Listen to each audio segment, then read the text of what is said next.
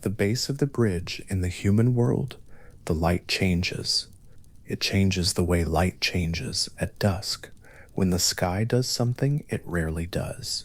When the colors refuse to settle, and the air seems to carry more than air usually carries. And the ordinary boundary between one thing and another becomes, briefly, difficult to name. The Norse tradition held that Bifrost stood at exactly that kind of threshold, not between day and night, but between one order of existence and another entirely, a bridge of arching color stretching from the ground of the human world upward and away, curving out of sight into the sky above, its surface shimmering with something the sources describe as fire at its edges. That fire was not decorative. It was a boundary, the tradition tells us, a burning rim that kept the frost giants from crossing, from climbing the arc of the bridge and setting foot in Asgard, the realm above. From where someone standing in the human world might look up, the bridge would have seemed to begin in recognizable light and end somewhere the eye could not quite follow, its upper reaches lost in whatever lay beyond the reach of human sight. The Prose Edda, written by the Icelandic scholar Snorri Sturluson in the early 13th century, describes Bifrost as the finest of all bridges, built by the gods with such craft that no craftwork has since surpassed it. Snorri identifies it with what human beings see when they look at a rainbow. Though the god's bridge, he notes, is more than the phenomenon the human eye receives. Its three colors, in Snorri's account, are threaded through with red fire, that protective burning edge that makes the bridge simultaneously a passage and a prohibition. Something can cross, not everything. The bridge is a distinction made visible, a line drawn in light between the realm where the Aesir lived and the world below them, and it is the first detail worth holding because it establishes something the Norse cosmological tradition understood as fundamental. That order is a thing that must be maintained, that the boundary between one kind of existence and another does not hold itself. The Aesir were the gods who lived above that bridge in Asgard, and their identity was built around exactly that principle. Order does not hold itself. Someone must enforce it.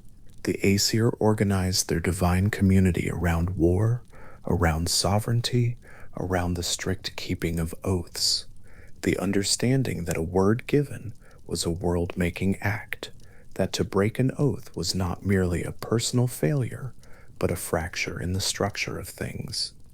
Odin stood at the head of this community.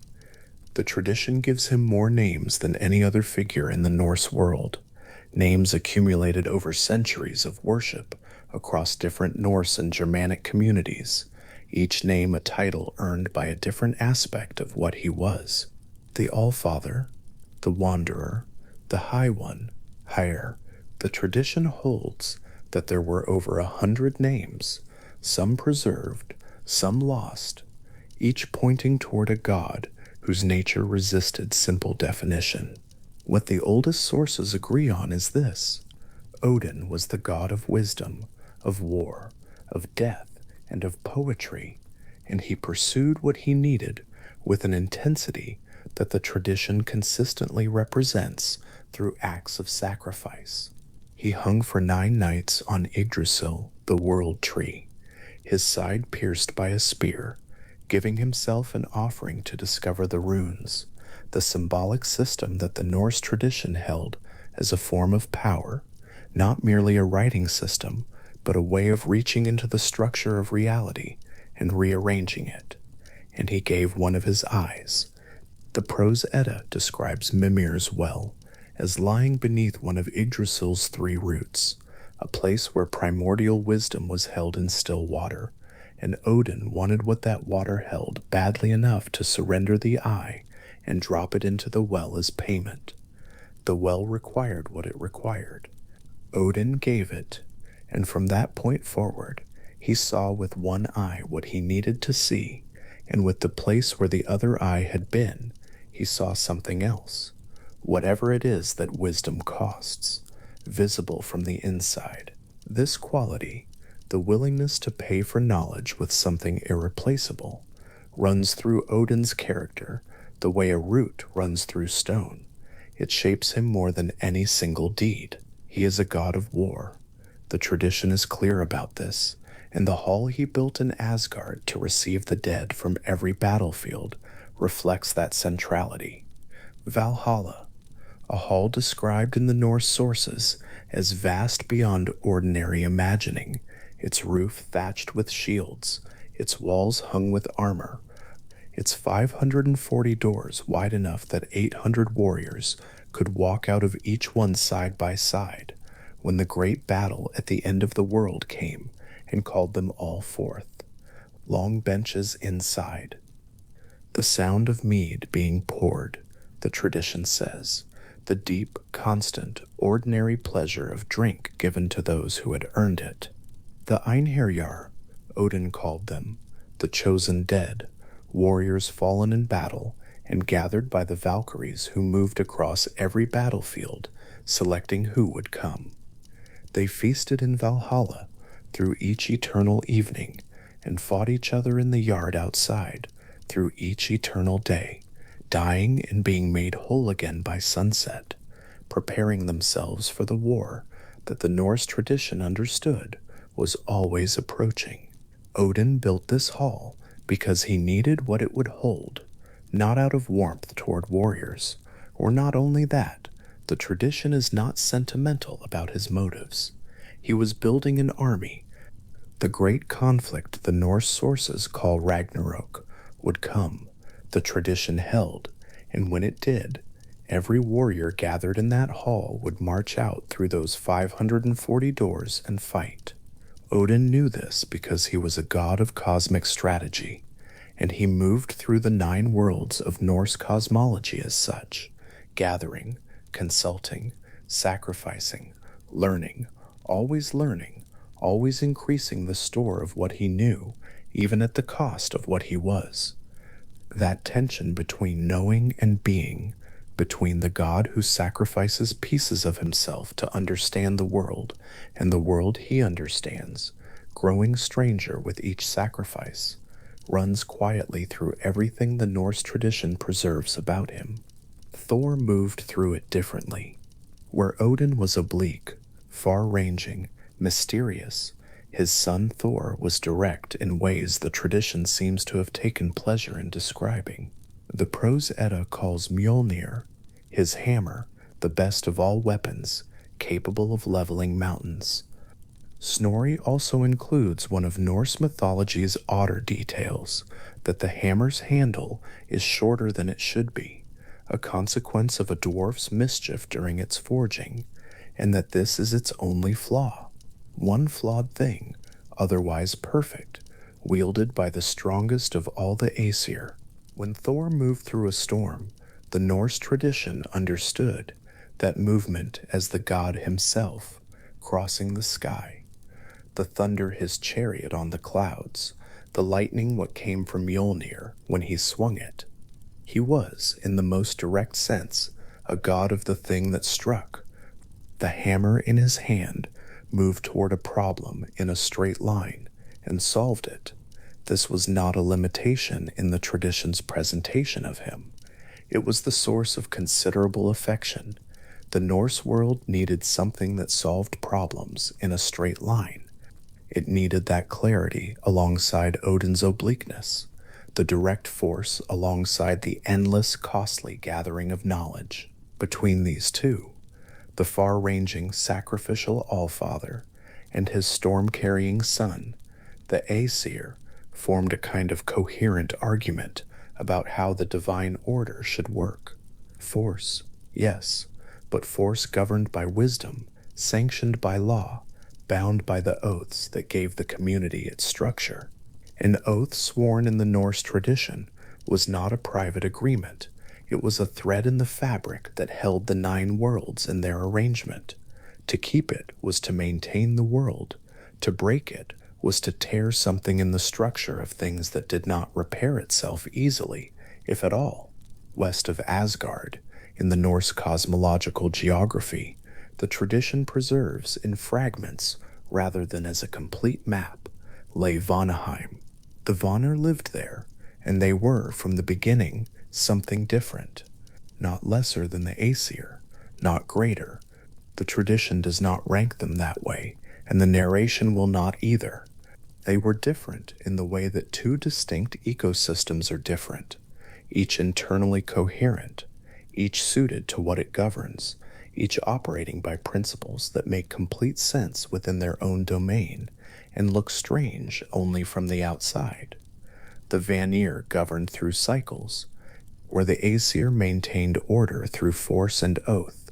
The Vanir worked through the turning of seasons, the filling and receding of tides, the invisible arithmetic by which seeds become crops and storms carry rain to the right place at the right time.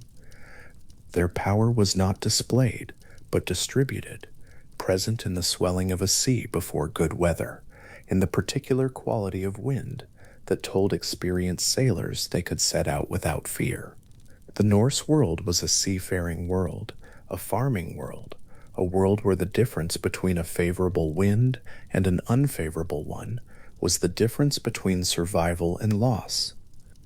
The Vanir presided over exactly that terrain. Njord was the elder of them. The tradition holds him as the god of the sea and wind, and his worship spread across the Norse world among precisely the people whose lives depended on what he governed. Fishermen working in coastal waters, sailors navigating the open ocean, communities whose food came from what the sea gave or withheld. The Grimnismal, one of the poems of the Elder Edda, describes his hall as Noatun, a name meaning something like the enclosure of ships, placed at the edge of the sea, where the sound of water is constant. The tradition does not give Njord the sharp edges of a war god or the cosmic urgency of the Allfather. What it gives him instead is something quieter and in its own way equally absolute, the calm authority of someone who governs something that cannot be argued with, that continues whether or not the gods take notice of it. His children came with him in the Vanir identity. Freya and Freyja, the twin children of Njord, are among the most widely attested figures in the Norse and broader Germanic tradition, their worship documented not only in the literary sources from Iceland, but in place names, in artifact evidence, in the accounts of foreign observers who noted the particular intensity of devotion they inspired. Freyr was the god whose presence made things grow. Cult objects from the Viking Age depict him with symbols of agricultural abundance, and the worship of Freyr seems, from the evidence that survives, to have been embedded in the household in a way that the more martial gods were not.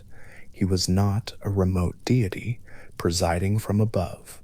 He was present in the timing of planting, in the decision of when to bring in the harvest, in the specific practical calendar of a farming community's year. Every year was, in its way, an act of relationship with him. Freyja carried a different kind of presence. The prose Edda describes her traveling between realms in a cloak of falcon feathers, a garment that transformed the wearer, allowing flight across the boundaries separating the 9 worlds of Norse cosmology.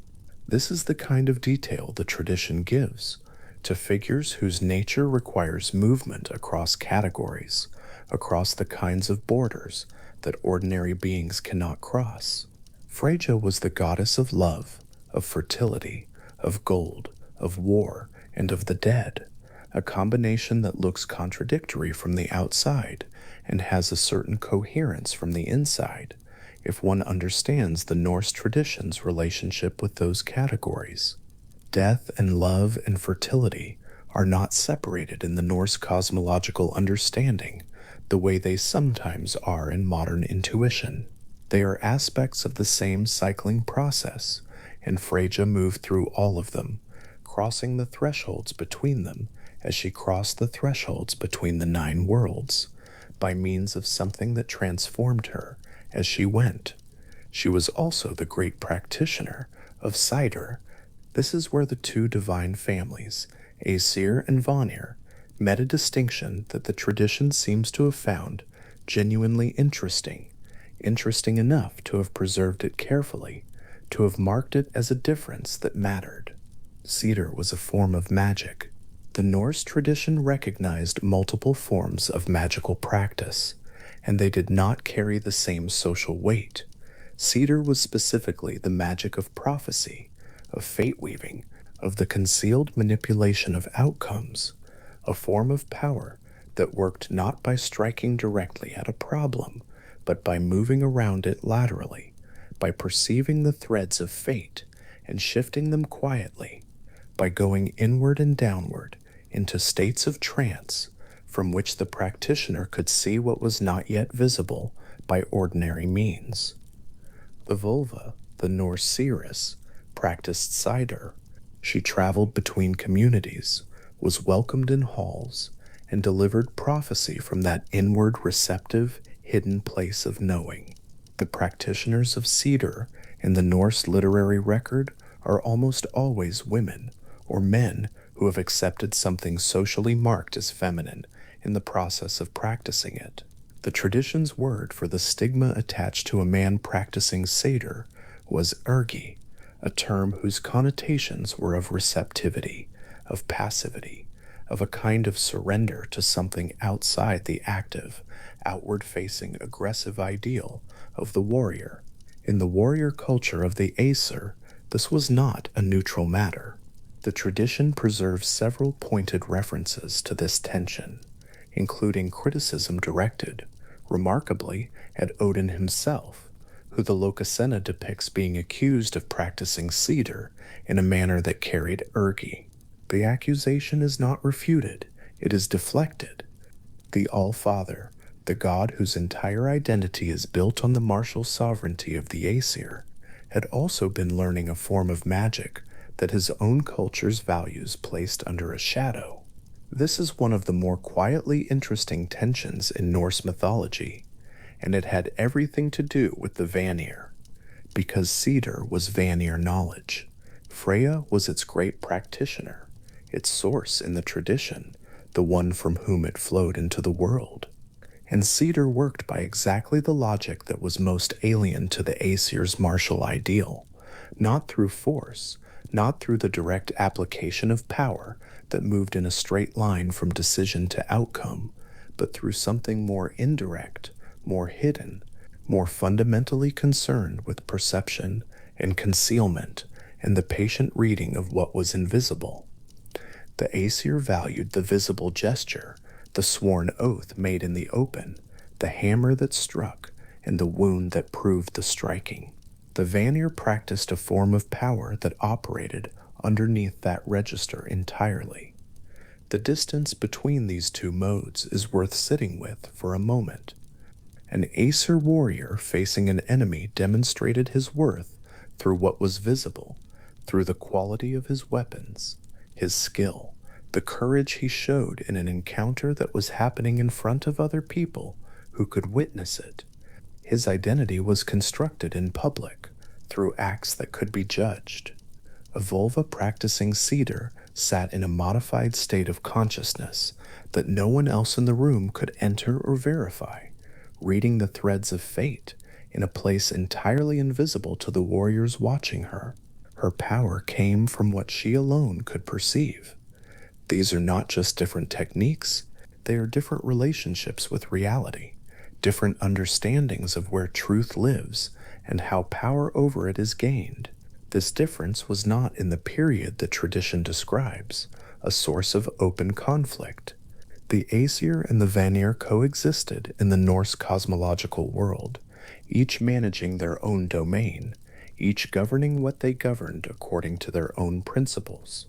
Odin sent his Valkyries over battlefields, and Njord settled the winds for sailors, and the worlds they inhabited were adjacent in the Norse map of things, close enough that the existence of the other was impossible to ignore, far enough that the specific character of each could remain its own. Vanaheim lay to the west of Asgard in the tradition's geography. The rainbow bridge arched between Asgard and the human world, not between Asgard and Vanaheim. The Vanir came to the Aesir when they came by another way, and for a long time the tradition implies they simply did not come. There is something particular about two neighboring orders that are genuinely different from each other and have not yet made contact. Each can remain itself entirely. Each can believe, in the absence of any friction, that its own principles are simply the principles by which the world works, that the way it does things is not a choice but a natural fact. The Aesir's reliance on force and oath, their construction of divine identity around visible acts in public, their binding of the cosmos through sworn commitments that could not be unmade, these were not, from inside Asgard, a set of choices. They were simply the order of things. Similarly, the Vanir's governance through cycles, their trust in the hidden and the receptive and the prophetic, their relationship with the deep rhythms of the natural world, these were not, from Vanaheim, a philosophy. They were what the world was made of. Freyr's worship, spread across the Norse world in household rituals tied to the agricultural calendar, gives some sense of what the Vanir's authority looked like in practice. This was not a god whose presence was invoked in dramatic public circumstances, in the forging of oaths, in the opening of battles, in the formal occasions where Aesir power made itself visible and audible. Freyr's presence was woven into the quieter, repeated rhythms of ordinary life. The decision about when to plant was made with his timing in mind.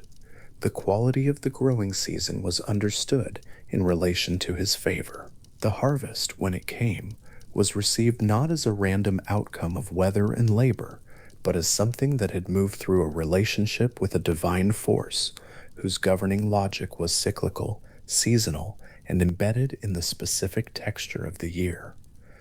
This kind of authority is almost entirely invisible by the standards the Aesir respected.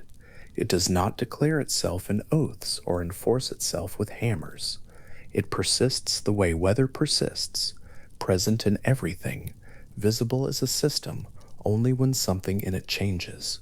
Freyja, moving between realms in her falcon feather cloak, carries the same quality at a more cosmic scale. The cloak, as the prose Edda describes it, enabled flight across the boundaries of the 9 worlds. This was not a disguise and not exactly a tool. It was a mode of transformation, a way of becoming something that could move through a threshold that would otherwise stop you. Freyja borrowed the cloak to gods who needed it. It was used in various stories for various purposes involving traversal of spaces that could not otherwise be crossed. But the detail that matters for understanding the Vanir is what the cloak implies about Freyja's nature, that she was a figure for whom the boundary between one world and another was something to be crossed rather than maintained. The Aesir maintained boundaries. The rainbow bridge burned at its edges to keep the giants out. Valhalla's doors were many, but they opened for the right dead and not for others. Everything about the Aesir's architecture was boundary architecture. The Vanir moved differently through the world, between the realms, between the states of waking and trance, between the living and the dead, and the not yet born, their power residing precisely in that movement, rather than in any fixed position. Thor's hammer, short-handled and imperfect, and still the best weapon in any world, is one way of thinking about what the Aesir valued and how they valued it. The flaw does not disqualify it. Nothing about Mjolnir's purpose is undone by the shortened handle. The hammer strikes what it is pointed at, and what it is pointed at does not survive the encounter. The prose Edda describes it as capable of leveling mountains, and this is not presented as excess or waste, but as the appropriate measure of what the hammer is. When Thor moved through a storm, the tradition's understanding was not metaphorical. The lightning was him. The thunder was the sound of his chariot on the clouds. The storm itself was his passage, a god whose presence was always the most direct possible expression of force applied through the sky. There is a particular pleasure the Norse tradition seems to take in his straightforwardness, and that pleasure is itself a kind of statement about Aesir values. Pure to might, the direct thing, the visible thing, the thing that strikes and leaves a mark anyone can see. This is prized. This is what is celebrated and remembered. Sidra offered nothing so legible. The practitioner sat or lay in altered states. The knowledge came from somewhere inside, from the perception of something invisible. The power that resulted worked sideways, through influence on outcomes that might not manifest for a long time, and whose connection to the act of Sidra would not be visible to anyone watching. Nothing was leveled, nothing left a mark anyone could see. And yet, and this is the tradition's implicit argument, things changed, fates shifted. What the seeress perceived in her trance state had consequences that ran all the way forward through time into events that would have seemed, to an observer with no knowledge of Cedar, simply to be what happened. This was power of an entirely different kind, not the kind that could be respected by the Aesir's standards, not without difficulty, and not the kind that could simply be dismissed because it worked. In the human world below Bifrost, the Norse peoples who worshipped both divine families held them in a kind of parallel relationship. Odin took the battle fallen and gathered wisdom at enormous personal cost. Nord settled the winds that brought the fishing boats home. Thor cleared the sky of threats and the land of giants. Freyr made the crops grow in their season. Freya traveled between the worlds in her feather cloak and knew what the future held. The tradition did not, in practice, require a person to choose between these governing principles. A warrior who swore oaths by Odin might also make offerings at the time of planting that acknowledged Freyr's authority over the growing season. The same household could hold both divine families in relationship, draw on both sets of power, understand both as part of how the world actually worked. The Aesir and the Vanir were not, in the tradition's cosmology, in simple opposition. They were different, and the difference for a long time was simply the difference, interesting, stable, not requiring resolution. But pressure does not always announce itself. Two systems that are genuinely deeply different from each other in their governing principles do not need to be at war in order for their proximity to eventually cause something. The boundary between the Aesir's reliance on force, oath, and visible sovereign power, and the Vanir's mastery of Satyr, that hidden, receptive, fate-reading, boundary-crossing practice that the tradition marked as belonging to a different category entirely, was not a source of open conflict in the long period the tradition describes as preceding the war.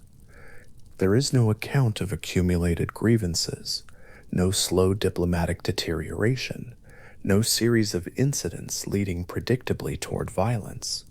The two divine families existed alongside each other in their different domains. The boundary between them held. The fault line, though, was there. It was there in the specific difference between what the Aesir's values required and what Cedra was.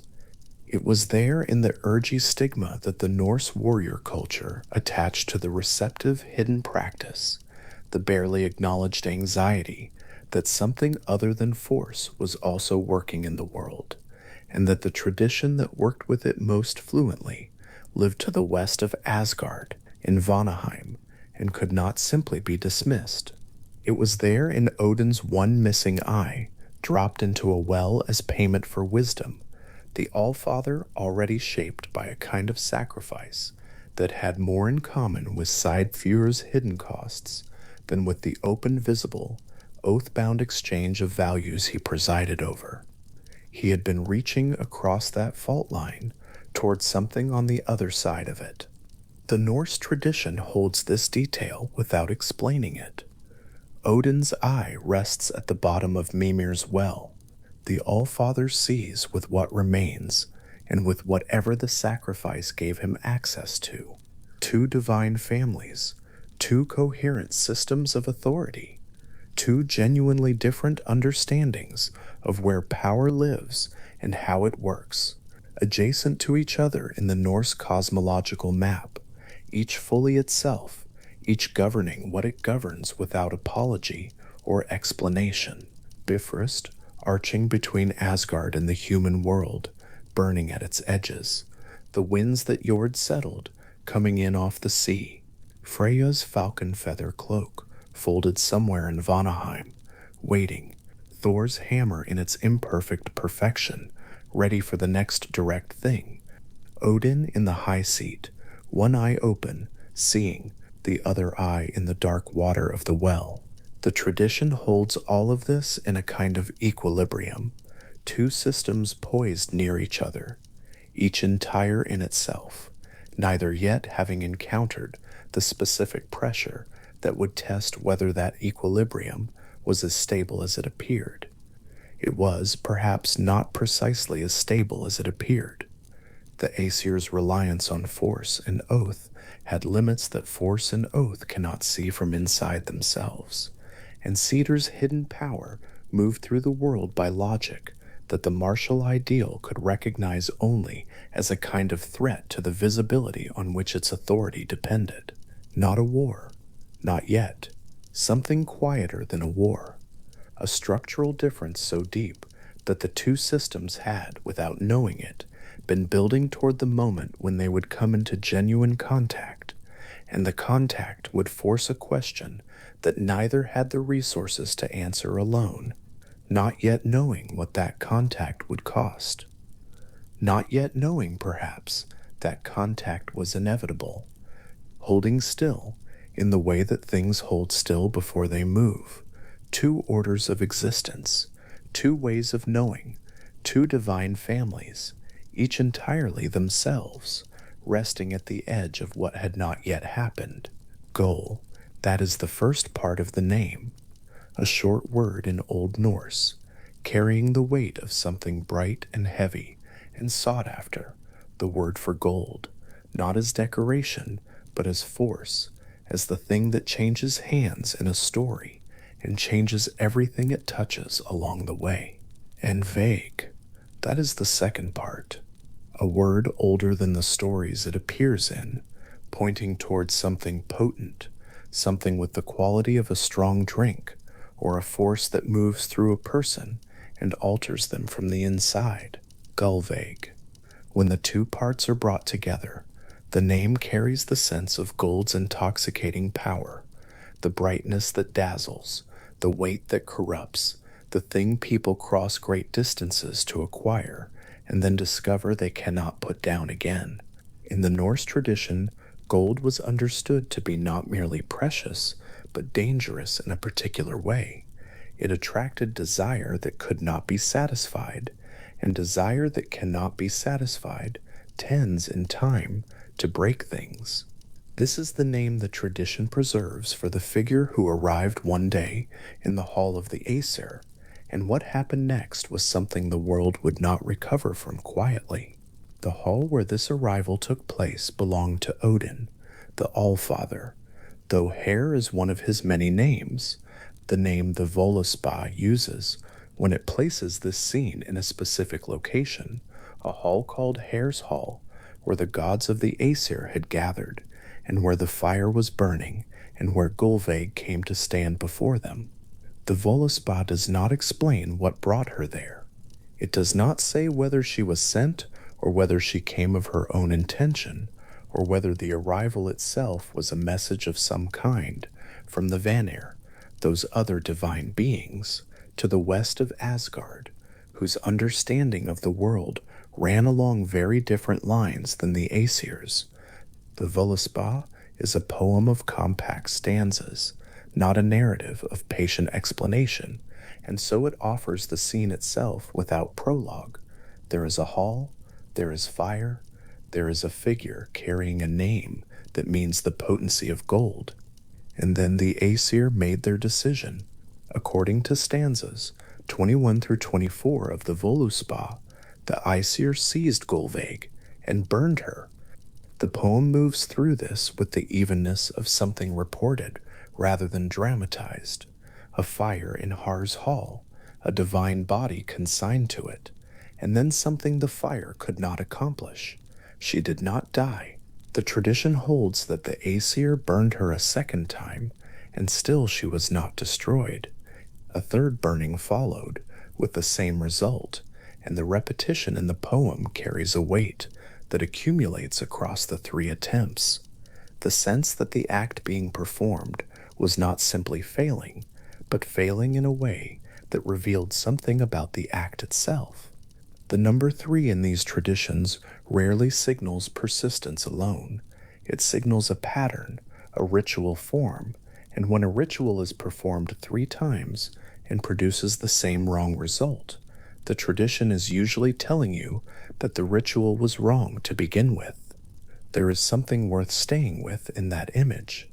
The hall going quiet after the 3rd attempt, the fire having done what fire does, and Gulveig still present, unchanged by what should have changed her irreversibly. The Aesir were gods of force and law and the enforcement of outcomes. Their hall was a place where sovereignty was exercised and where the consequences of decisions were expected to hold. A decision made in that hall, with that kind of authority behind it, was expected to stand, and this one did not stand. The fire that was meant to settle the matter had been set 3 times, and 3 times the thing it was meant to settle had remained unsettled, and the hall would have been very quiet indeed, in the space that opened up after the 3rd attempt concluded. After the burning, the Voluspa describes a transformation. The figure who had been Gulveig, the potent gold-connected being who had survived what should have destroyed her, took on a new name and a new form. She became Hyther. The name Hyther carries meanings that run in a different direction from Gulveig's heaviness. It reaches toward brightness, toward renown, toward a kind of clarity that is respected rather than feared. As Hyther, the tradition holds that she moved among human beings, traveling from settlement to settlement across the Norse world, arriving at the doors of halls in the evenings and being welcomed inside. The Voluspa describes her as a wandering Velva, a seeress, a practitioner of cider, the form of magic most deeply associated with the Vanir and with the knowledge of fate and prophecy that came with it. She was welcomed everywhere. She was called to wherever people wanted to know what the future held, wherever someone wanted to understand the shape of what was coming, wherever the kind of knowledge she carried was considered worth having. And she carried cider out into the human world, spreading not only prophecy, but the practice itself, the specific knowledge of how that form of magic worked, into communities that had not known it before her arrival among them. Hyther, moving through those communities on winter evenings, arriving cold from the road, given a seat near the fire, asked to speak, is an image the tradition preserves with something close to fondness. The vulva in Norse culture was not a peripheral figure. She occupied a recognized and important role, consulted before journeys and battles and important decisions, her answers taken seriously by farmers and chieftains alike. When the Voluspa describes Hyther as welcomed in every hall, it is describing someone whose gifts were genuinely wanted, who provided something that the communities she visited depended on and valued. That a figure born from the violence in Odin's hall became this traveling, trusted presence in the human world is one of the stranger turns the story takes, and also one of the most interesting, because it suggests that what the burning produced was not destruction, but a dispersal, something that spread further through its attempted containment than it ever would have moved otherwise. The Voluspa is itself worth pausing on, because the poem that carries all of this is an unusual container for it. Composed in Iceland around the late 10th century, preserved primarily in the Codex Regius, a vellum manuscript produced in Iceland in the late 13th century, small enough to be held in two hands, its pages containing the only surviving copy of the poem, among several others. The Völuspá is a poem spoken by a vulva, not just any seeress, but one who is recounting the history of the world, from its making to its eventual end, and who is speaking this account directly to Odin himself. The irony of that framing is one the poem seems aware of. Odin, who had asked for wisdom so urgently that he once sacrificed one of his own eyes to drink from Mimir's well of knowledge, is sitting and listening to a vulva tell him what she knows of the world's past and future. And among the things she tells him is the story of what was done to Golveig in his hall and what came of it. Whether he already knew is not a question the poem answers, but the voice telling it to him is exactly the kind of voice that emerged from the triple burning, a seeress speaking the deep past, a vulva whose knowledge moves against the grain of straightforward martial authority. The Codex Regius manuscript, if one were to hold it in two hands in a library in Reykjavik, is a plain and careful object. Its pages are dense with text written in a practiced hand, the kind of script that comes from a scriptorium with a settled working culture, someone who had written many pages before and who approached these ones without obvious ceremony. The material it contains is anything but plain, but the container for it is modest. This is a small book that carries the weight of an entire cosmology, the Norse world's account of its own making and unmaking, preserved in Iceland long after the belief systems it describes had given way to something else. The Völuspá survives because someone in the late 13th century thought it worth writing down. That act of preservation is itself a kind of gift. Whatever its motives, the poem arriving from the early medieval Norse world into the present day by a thread of particular decisions made over several centuries, and the story of Golveig and Hyðr arriving with it. Back in the time of the story, in the mythological sequence that the Völuspá sets out, the burning and the transformation and the wandering of Hyðred had produced something that could not be undone. The satyr had spread, the knowledge had moved out of the Vanir world and into the human one, and the Aesir had performed an act against a Vanir-connected figure in their hall, an act that had failed to accomplish what it was meant to accomplish, and had instead accomplished something none of them had intended. The situation between the two divine tribes now sat in a different configuration than it had before. What had been a contrast, two ways of ordering the world coexisting at a distance, each complete in its own right, had become something that required a response. The Völuspá does not dwell in the gap between the burning and the war's formal beginning. The poem does not offer Odin's deliberations or the conversations among the Aesir about what to do next. It moves with the directness of ancient poetry. Here is what happened, and here is what happened after that, and the connective tissue between them is implied rather than explained. What comes after the burning and the wandering of Hyðr is a war, and the war begins with a gesture so specific and so rooted in the actual practice of the Norse world that it gives the mythological conflict the texture of something that happened in recognizable historical space. Odin lifted his spear. He cast it over the assembled enemy host. This is the image the Völuspá preserves as the formal opening of the war. Not a battle cry, not a charge, but a single physical gesture, a spear arcing over the enemy. This was not a mythological invention. The practice of throwing a spear over an enemy force before battle was attested in historical Norse and Germanic tradition as a ritual act of dedication, a gesture that consecrated the conflict, that gave the fallen to Odin, that transformed what might otherwise be a violent encounter between groups into something formally sanctioned, cosmologically ordered, formally begun. In historical practice, human warriors performed this ritual to place the battle under divine authority. Here, in the Völuspá, the god himself performs it. The author of the consecration is the one who would ordinarily receive it.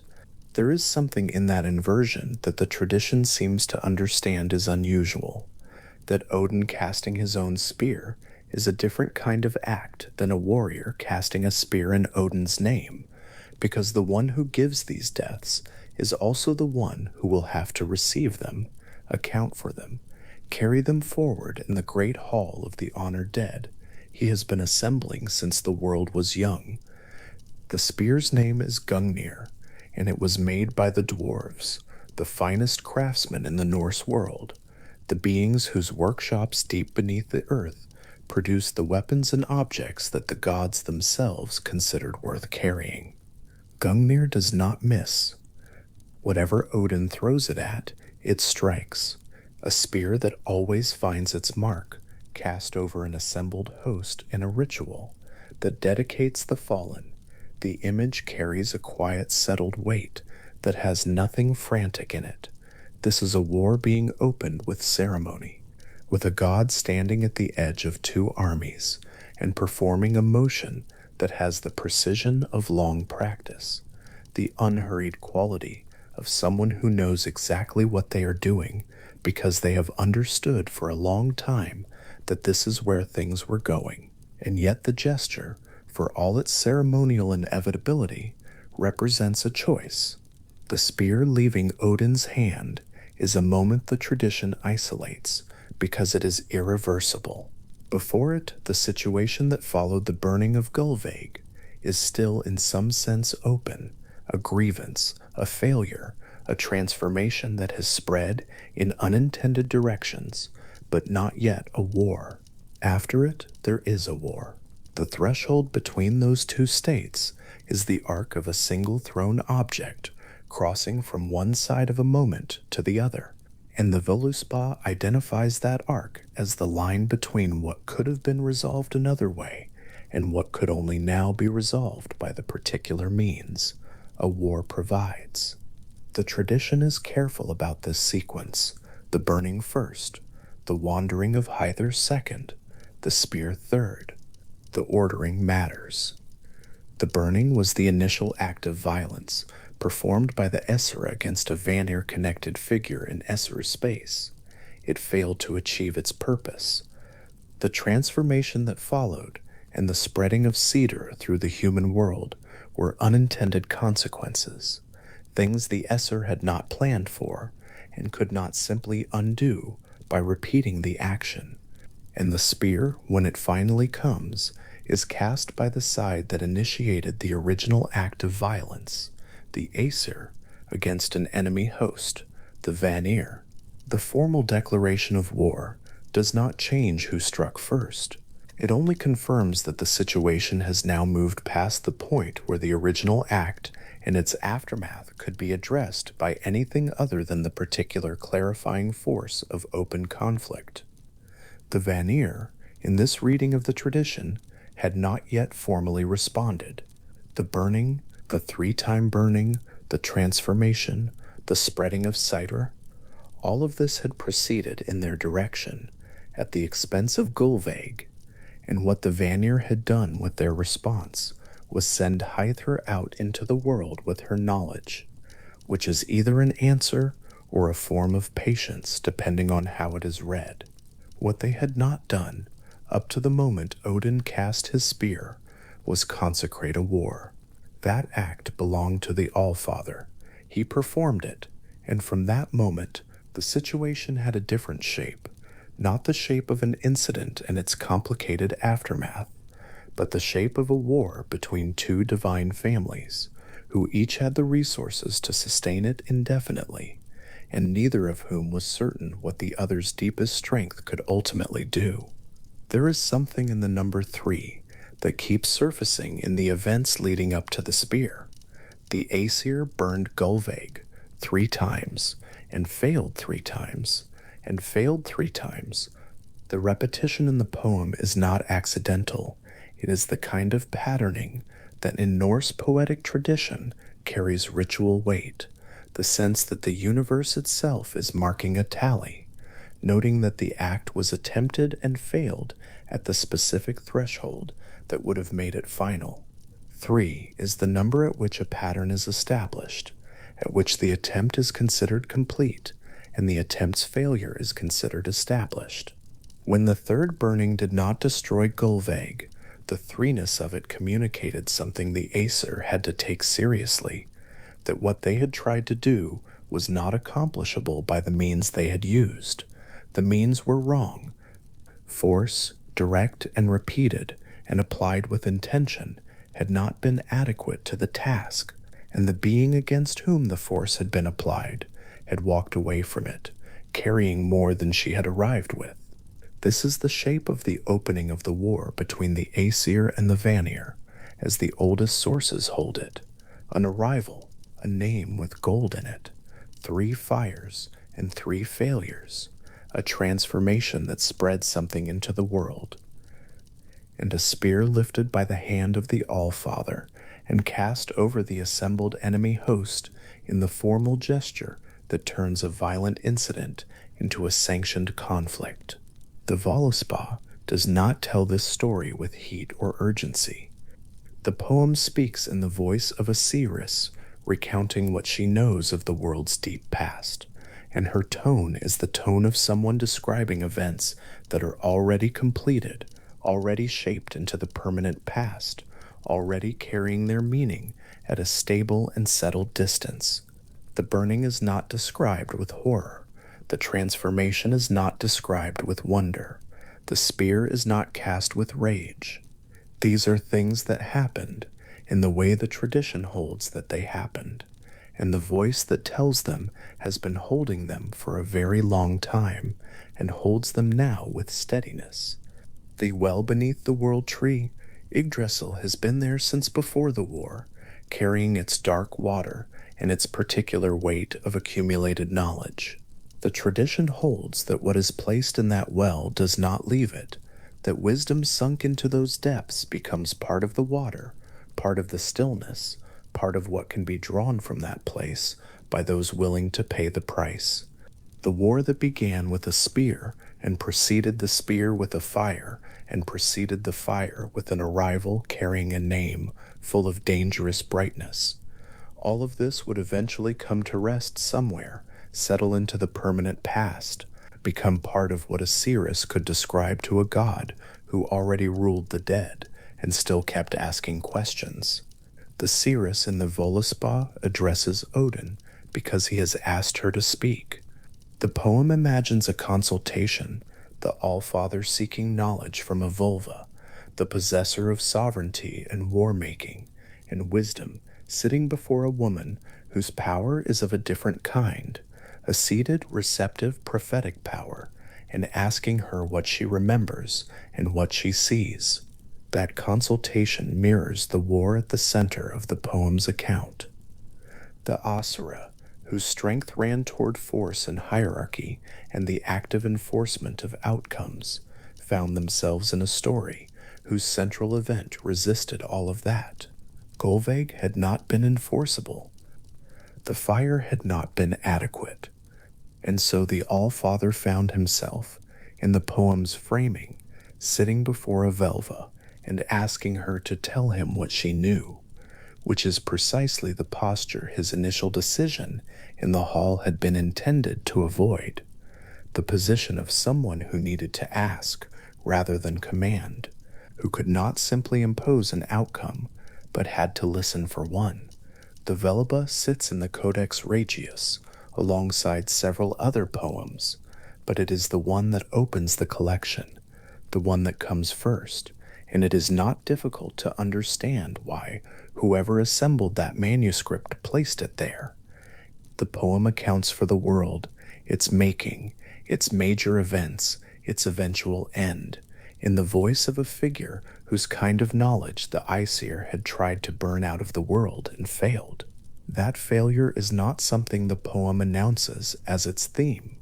The poem does not editorialize, but the structure of who is speaking, to whom, and what they are speaking about has its own kind of quiet argument that does not require any further comment.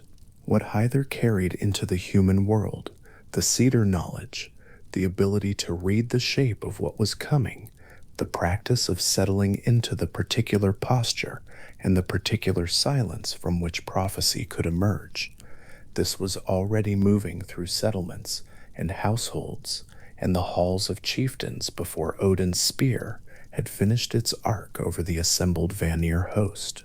The knowledge was already out.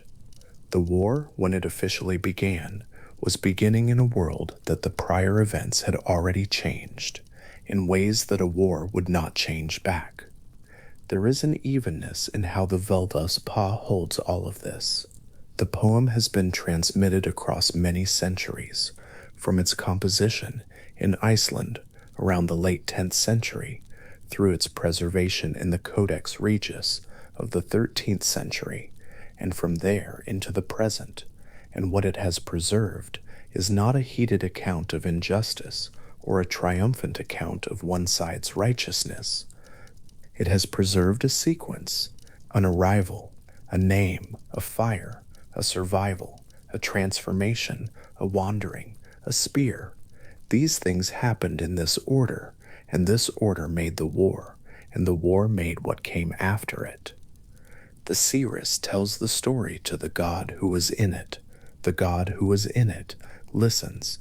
The poem does not tell us what Odin thought when he heard it, whether he understood the triple burning differently in retrospect, whether the sight of Hyther spreading cider through the human world struck him as having been an avoidable outcome, or as something that had always been moving toward him, regardless of what was done. The fire in Har's hall has long since gone out. The figure who stood in it and was not consumed has been traveling a long time, arriving at hall after hall as the evenings grow long and the snow comes in from the north, and the people inside their warm buildings find themselves wanting to know what the darkness outside the door is keeping. Hyther arrives. She is welcomed in. She knows things. She speaks them. And none of that was canceled by the fire, or by the second fire, or by the third.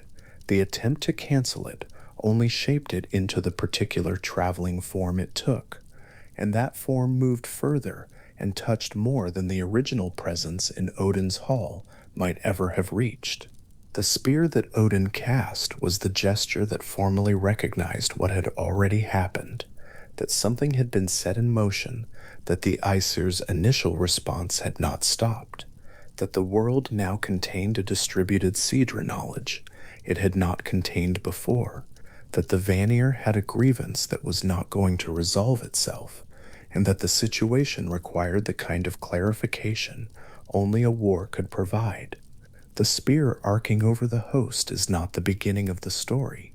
It is the moment when the story acknowledges that it has already begun, that the fire in the hall had already crossed the threshold it had been intended to close, and that what comes next is the working out of consequences that started with a name, Gull, Vig, and moved from there with a momentum that fire had not been able to interrupt. The arc of the spear crosses the sky of the Norse world and descends. The assembled host below it holds still in the moment before it lands. The war is formally begun. The tradition preserves this image with care, not urgency, not heat, but the particular steady attention it gives to moments that have settled into the permanent past and taken on the stillness of things that are fully finished, that have become what they are, They can now be described with the kind of calm that only comes when a long time has passed, and the cedar sitting across from the god who asked her to speak has had long enough to understand exactly what she saw. The spear leaves his hand. It crosses the open air between the two assembled divine families, the Aesir on one side with their weapons and their oaths and their ordered hierarchy of force, the Vanir on the other with their knowledge of tides and seasons and the particular deep-running power of Sidra that the fires had already sent out into the world before the spear was thrown. The gesture is complete.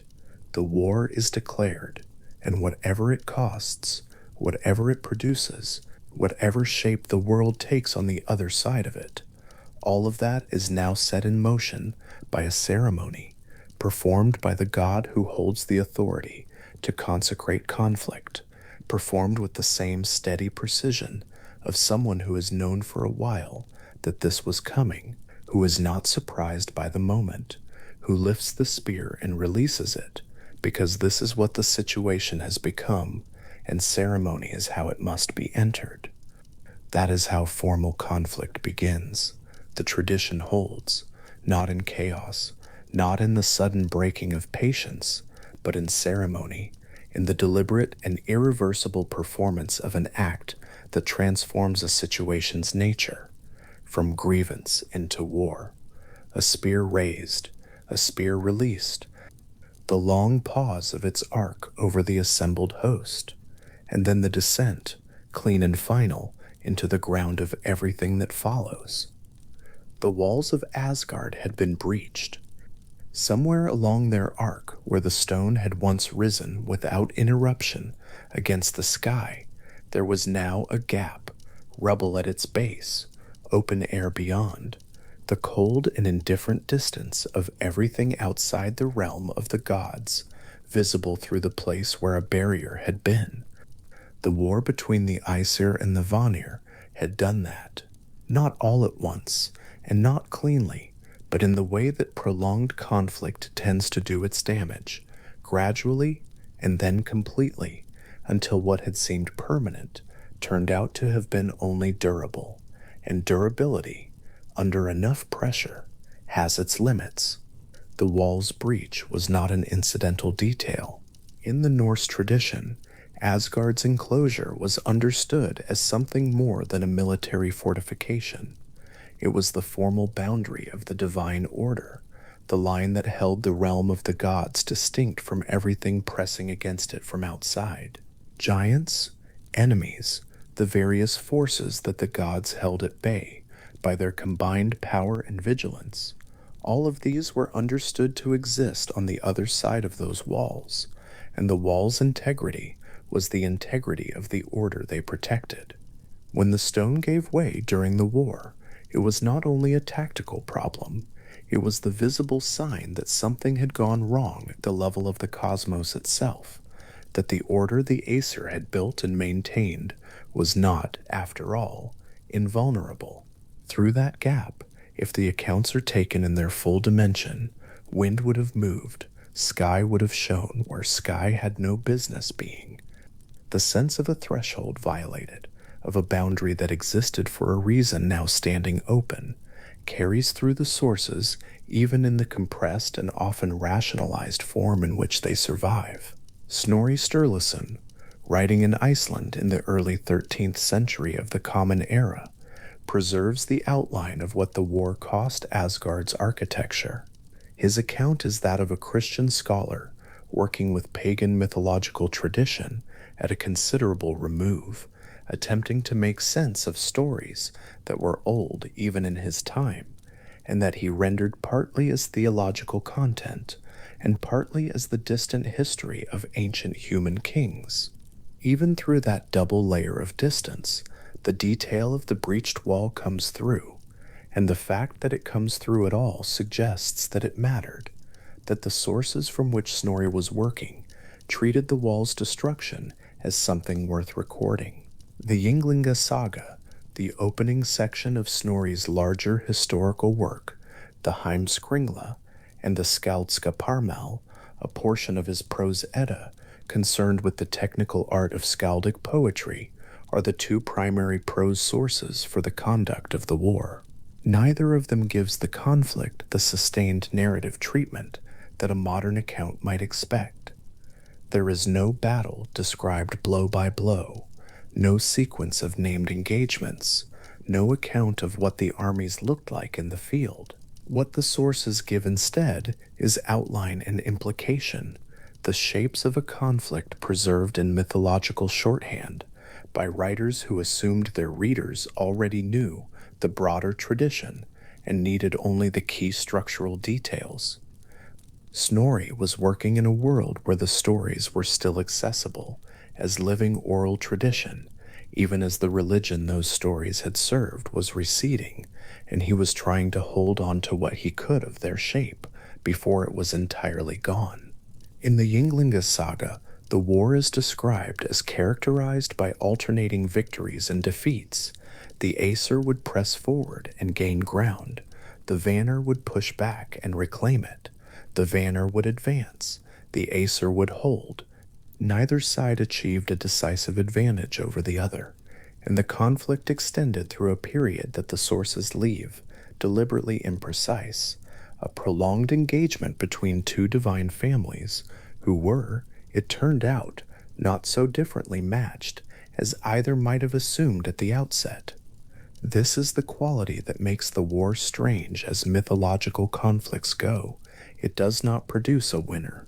Most divine wars in world mythology resolve into a new order, the victors establishing the hierarchy that the tradition will subsequently recognize as correct. The Aesir-Vanir war does not do that. It produces a stalemate, and then something more interesting than a victor. Two armies in a stalemate have a particular quality that two armies in motion do not. The Aesir brought to the field what they had always brought, the organized force of martial discipline, the collective weight of warriors who had spent a very long time practicing violence and who had built their divine identity around the mastery of it. Thor carried his hammer, the culture of Valhalla, that great hall built specifically to house the dead warriors Odin gathered from every battlefield, was itself a culture organized entirely around combat, the Einherjar, the honored dead, feasting and feasting again in an endless cycle of martial preparation. This was a tradition that knew what war was and had a settled relationship with it. Against this, the Vanir pressed with something harder to describe in military terms. The power they brought was not primarily physical and not primarily organized in the way the Aesir's power was organized. Cedar, the form of magic most closely associated with the Vanir, and especially with Freyja, worked laterally rather than directly, through the manipulation of fate and perception and the hidden currents of things, rather than through the application of direct force. It was the power of the tide, rather than the battering ram, the power of weather rather than the weapon, present everywhere at once, patient in ways that martial force is not, and not easily countered by the methods that martial force relies on. An army trained to meet an opposing army in the field is not automatically equipped to contend with something that moves like water around every obstacle it encounters. The stalemate, then, was not simply two equal forces canceling each other out. It was something more structurally interesting, two genuinely different kinds of power, each complete within its own logic, each finding that the other's logic did not yield to its own preferred methods. The Aesir could not overwhelm the Vanir cedar with weapons. The Vanir cedar could not permanently displace the Aesir's martial organization. Both sides were complete in themselves. Both sides were also, it turned out, incomplete in the face of the other. This is one of the things the war's inconclusive character encodes, not a failure of power on either side, but the discovery of a genuine difference in the nature of power itself, a difference that could not be resolved by fighting, because fighting was only one of the two things that were in dispute. The walls of Asgard, breached somewhere along their arc, stood as the physical record of that discovery. The Aesir had built them to hold, and they had not held, not against an extended conflict with an adversary who did not meet force with equivalent force.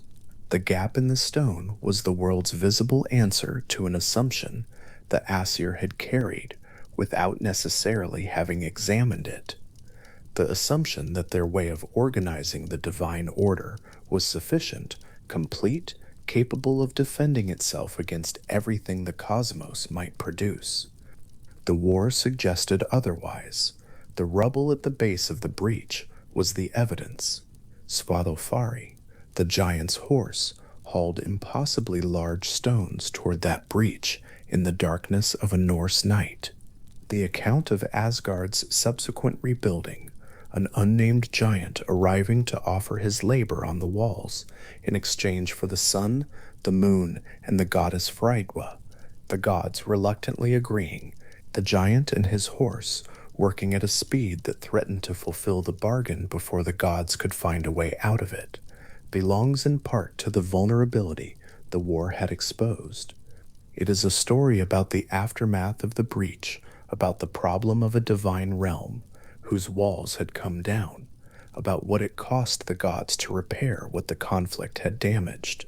The horse Svartalfari, described in the Prose Edda as the key to the builder's otherwise inexplicable speed, the animal hauling stones at night that no ordinary creature could have moved at all, is a detail that carries within it the full weight of the problem. Fixing what the war had broken required extraordinary effort, and the effort came with its own complications, as things undertaken in desperation tend to do. The scholarly tradition that has grown up around the Aesir-Vanir War extends across the 20th century and into the present, and it has produced more than one framework for understanding what the conflict was doing, not in the mythological world, but in the social and religious world of the people who told the story. Georges Dumézil, the French comparative mythologist whose work on Indo-European traditions was among the most ambitious structuralist projects of the 20th century, argued in his analyses of Norse and other Germanic mythology that the war encoded something older than the conflict itself. His proposal was that the Aesir-Vanir War was a mythological expression of the integration of three fundamental functions that Dumézil believed organized all Indo-European social and religious thought: the function of sovereignty, associated with kings and priests, and the maintenance of cosmic order, the function of war, associated with warriors and martial discipline, and the function of production, associated with agriculture, fertility, and the sustaining of life. In Dumézil's reading, the Aesir corresponded primarily to the first two functions, sovereignty in Odin, martial power in Thor, and the warrior culture of Valhalla, while the Vanir, with their close association with agricultural abundance, the cycles of nature, and the generative forces of the earth and sea, carried the third. The war, in this interpretation, was not simply a conflict between two divine tribes.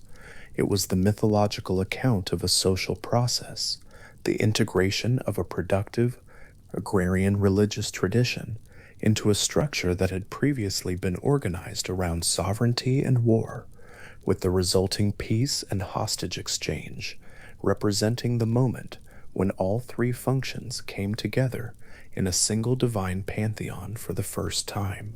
The gods who emerged from the war's resolution were, by this reading, more complete than the gods who had entered it, because the integration had given the combined tradition something it had been missing.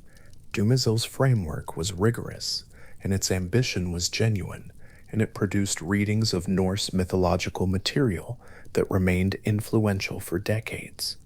The specific mapping of the Aesir-Vanir conflict onto the tripartite scheme was one of his more sustained arguments, supported by comparisons across multiple Indo-European traditions, Vedic, Roman, Greek, in which similar dynamics of integration appeared in different narrative forms. The Aesir-Vanir War was, in this reading, the Norse instantiation of a pattern that the Indo-European mythological imagination had been working with for a very long time, encoding in divine narrative the social reality of communities in which different kinds of social organization had to find a way to coexist. Hilda Ellis Davidson, the British scholar of Norse and Germanic mythology, whose work spanned the mid-20th century, engaged with Dumezil's framework carefully and found it illuminating in some respects and too schematic in others. Her concern was that the tripartite model, however well it fit the large structural outline of the war, risked flattening the specific texture of Norse mythological thought, the particular quality of the Norse tradition's engagement with fate, death, and the ambiguity of divine power, in favor of a neat classification system that the tradition itself had not necessarily designed. The Norse sources were not organized around Dumezil's three functions in any explicit way. The functions could be read into them, and Dumezil read them in with considerable skill. But reading into a tradition is not the same as finding what the tradition put there, and the distinction mattered for anyone trying to understand Norse mythology on its own terms rather than as an instance of a broader Indo-European pattern. John Lindow, the American scholar of Scandinavian mythology, whose work has been among the more careful recent analyses of the Norse material, approached the war from a somewhat different angle, less interested in what it might encode about social history, and more interested in what it was doing internally within the logic of the Norse mythological world itself.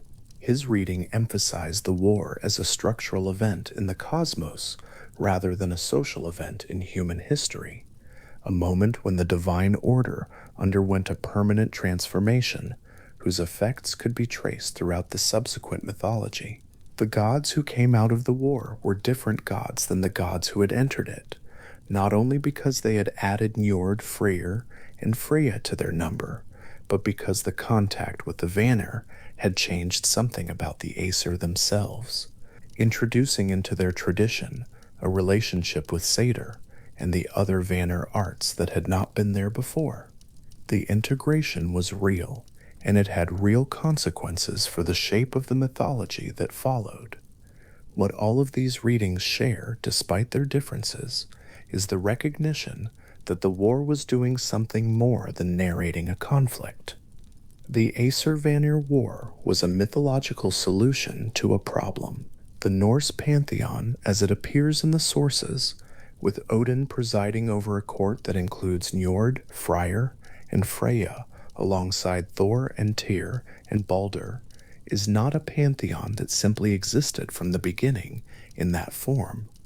Something had to account for how gods of such different temperament and association came to share a single divine order. Something had to explain why Freya, whose arts were so different from the martial values of the Aesir tradition, was nonetheless resident in Asgard and held in high regard there. The war provided that explanation, not by inventing an origin for individual gods, but by narrating the process through which two previously separate divine families had come to occupy the same mythological world.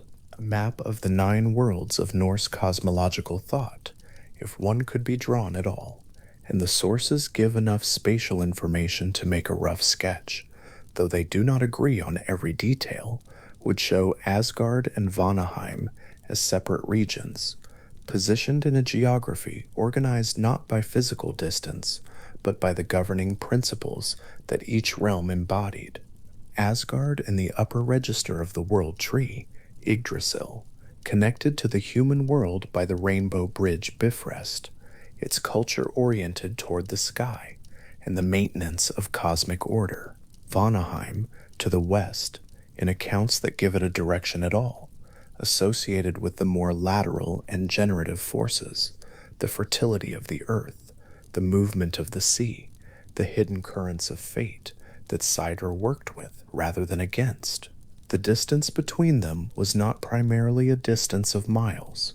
It was a distance between two different ways of understanding what the divine order was for, what it was made of, and how it maintained itself. The war collapsed that distance, not gradually, not peacefully, but through the extended violence of a conflict that neither side could win, and that very inconclusiveness was the engine of the collapse.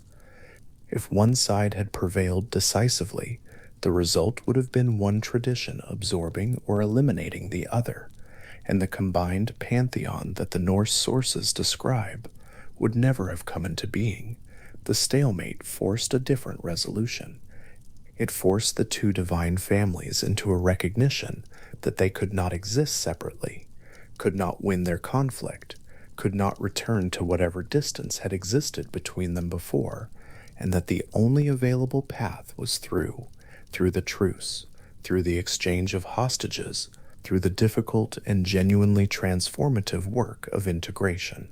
Asgard's breached wall, then, was not only a wound, it was an opening. The same gap that had let the outside world into the realm of the gods had also created the conditions under which the realm of the gods would have to change. In the Norse tradition, the gods are not static figures. They learn, they lose things, they are changed by what happens to them, in ways that most mythological traditions do not consistently grant their divine figures. The Aesir-Vanir War was one of the mechanisms of that change. What came through the breach in the wall was not only wind and open sky. What came through was the necessity of becoming something different from what the Aesir had been before, something that included the Vanir, and was changed by that inclusion in ways that the mythology continued to work out long after the formal hostilities had ended. The specific strangeness of the war, its length, its inconclusiveness, its resolution through ceremony rather than conquest, is worth dwelling in for a moment, because it distinguishes the Aesir-Vanir conflict from most of the other divine wars that world mythology has preserved. In the Greek tradition, the Olympians' defeat of the Titans produced a clear hierarchy, a new order installed over the ruins of the old one, with the defeated powers confined to Tartarus and the victors established in their permanent roles. In the Mesopotamian Enuma Elish, Marduk's defeat of Tiamat similarly produced a new cosmic order from the body of the defeated. These are wars that end in transformation, but transformation of a particular kind. The winner makes the new world from the materials of the old one, and the loser's materials are what the new world is built from. The Aesir-Vanir War does not follow that pattern. Neither side's materials become the new world's building blocks. Instead, the two traditions persist side by side, their members intermingled through the hostage exchange, their arts shared across the former boundary, their combined presence constituting something neither had been alone. This is a different model of divine integration, less about the dominance of one order over another, more about the synthesis of two orders into something that requires both to function. The Norse tradition, in its understanding of the cosmos as something perpetually in negotiation with the forces that press against it, found in the Aesir-Vanir War an account of how that negotiation had gone once, very long ago, between two kinds of divine power, and what it had taken to find a way through.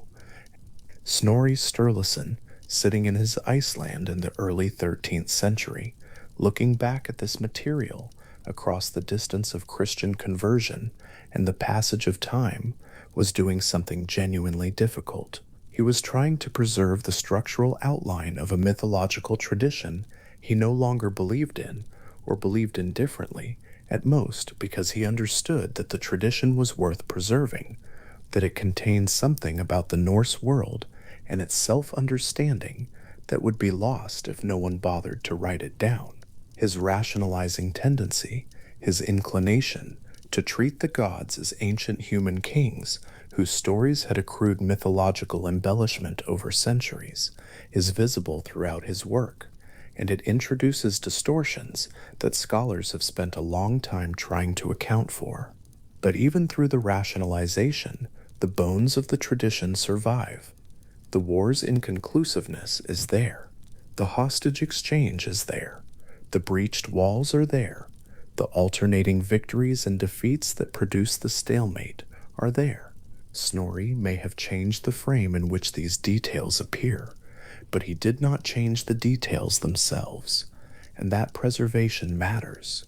The Völuspá, the poem that Snorri drew on alongside his other sources, gives a still older perspective, or at least an older form of the material, since the poem's composition is typically placed in Iceland in the late 10th century of the Common Era, though it draws on traditions considerably older than that.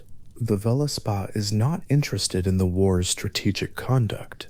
It is interested in the war as a cosmic event, as one of the things that happened to the world on its way from beginning to end, recorded by a Völva, a seeress, who has seen all of it, from the void before creation to the twilight of the gods and the new world that follows, and who recounts what she has seen to Odin himself. The war appears in the Völuspá in a handful of stanzas, dense with implication and short on narrative elaboration, the way that oral tradition tends to encode events that its audience already knows, with emphasis on the meaningful images rather than the sequence of what happened. What the Völuspá preserves in those stanzas is less a history of the conflict than a shape of it, the sense of something large and consequential that changed the world's arrangement in ways the subsequent mythology had to account for. The war between the Aesir and the Vanir, in the Völuspá's compressed accounting, is not a story about who won.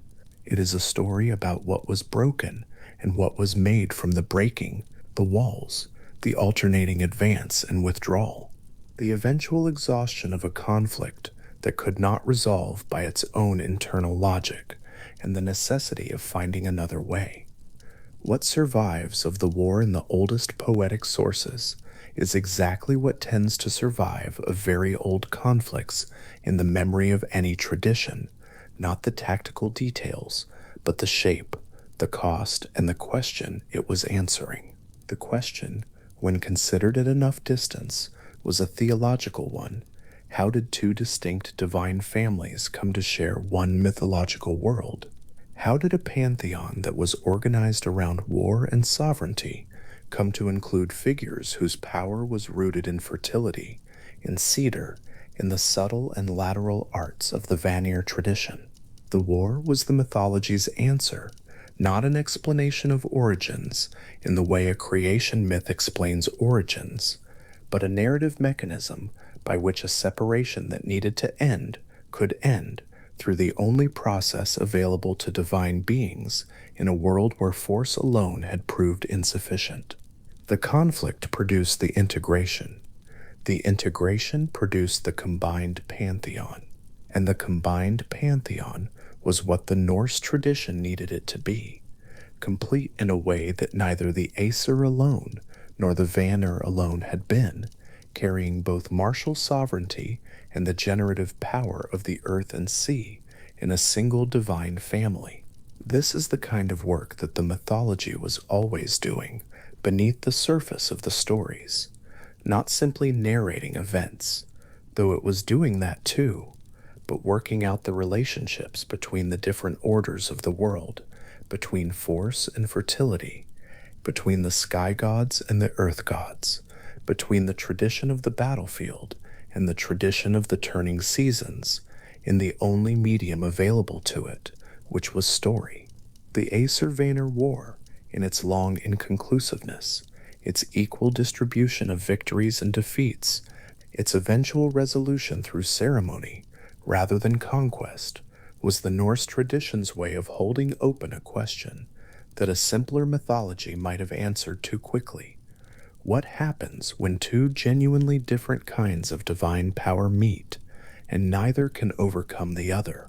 The answer, it turned out, was not dominance and not destruction. It was transformation, the slow, costly, ultimately generative process by which two separate divine orders became one. The breach in Asgard's walls eventually had to be closed, and closing it required more than stone. It required the renegotiation of what Asgard was and who belonged there, a renegotiation that the war had made necessary and that the truce would eventually make possible. The rubble at the base of the gap, if the accounts are read as the tradition seems to have intended them, was not only the remnant of what the war had broken, it was also the starting material for something that had not existed before, a divine order that was, in the end, larger than either of the two traditions that had collided to produce it. What the scholars have argued across the decades in which the war has been the subject of careful analysis is that the mythology may be doing more work than it first appears. Dumézil saw in it the integration of the three Indo-European functions. Davidson saw in it the specific texture of Norse mythological thought, its refusal to resolve neatly into any single explanatory scheme.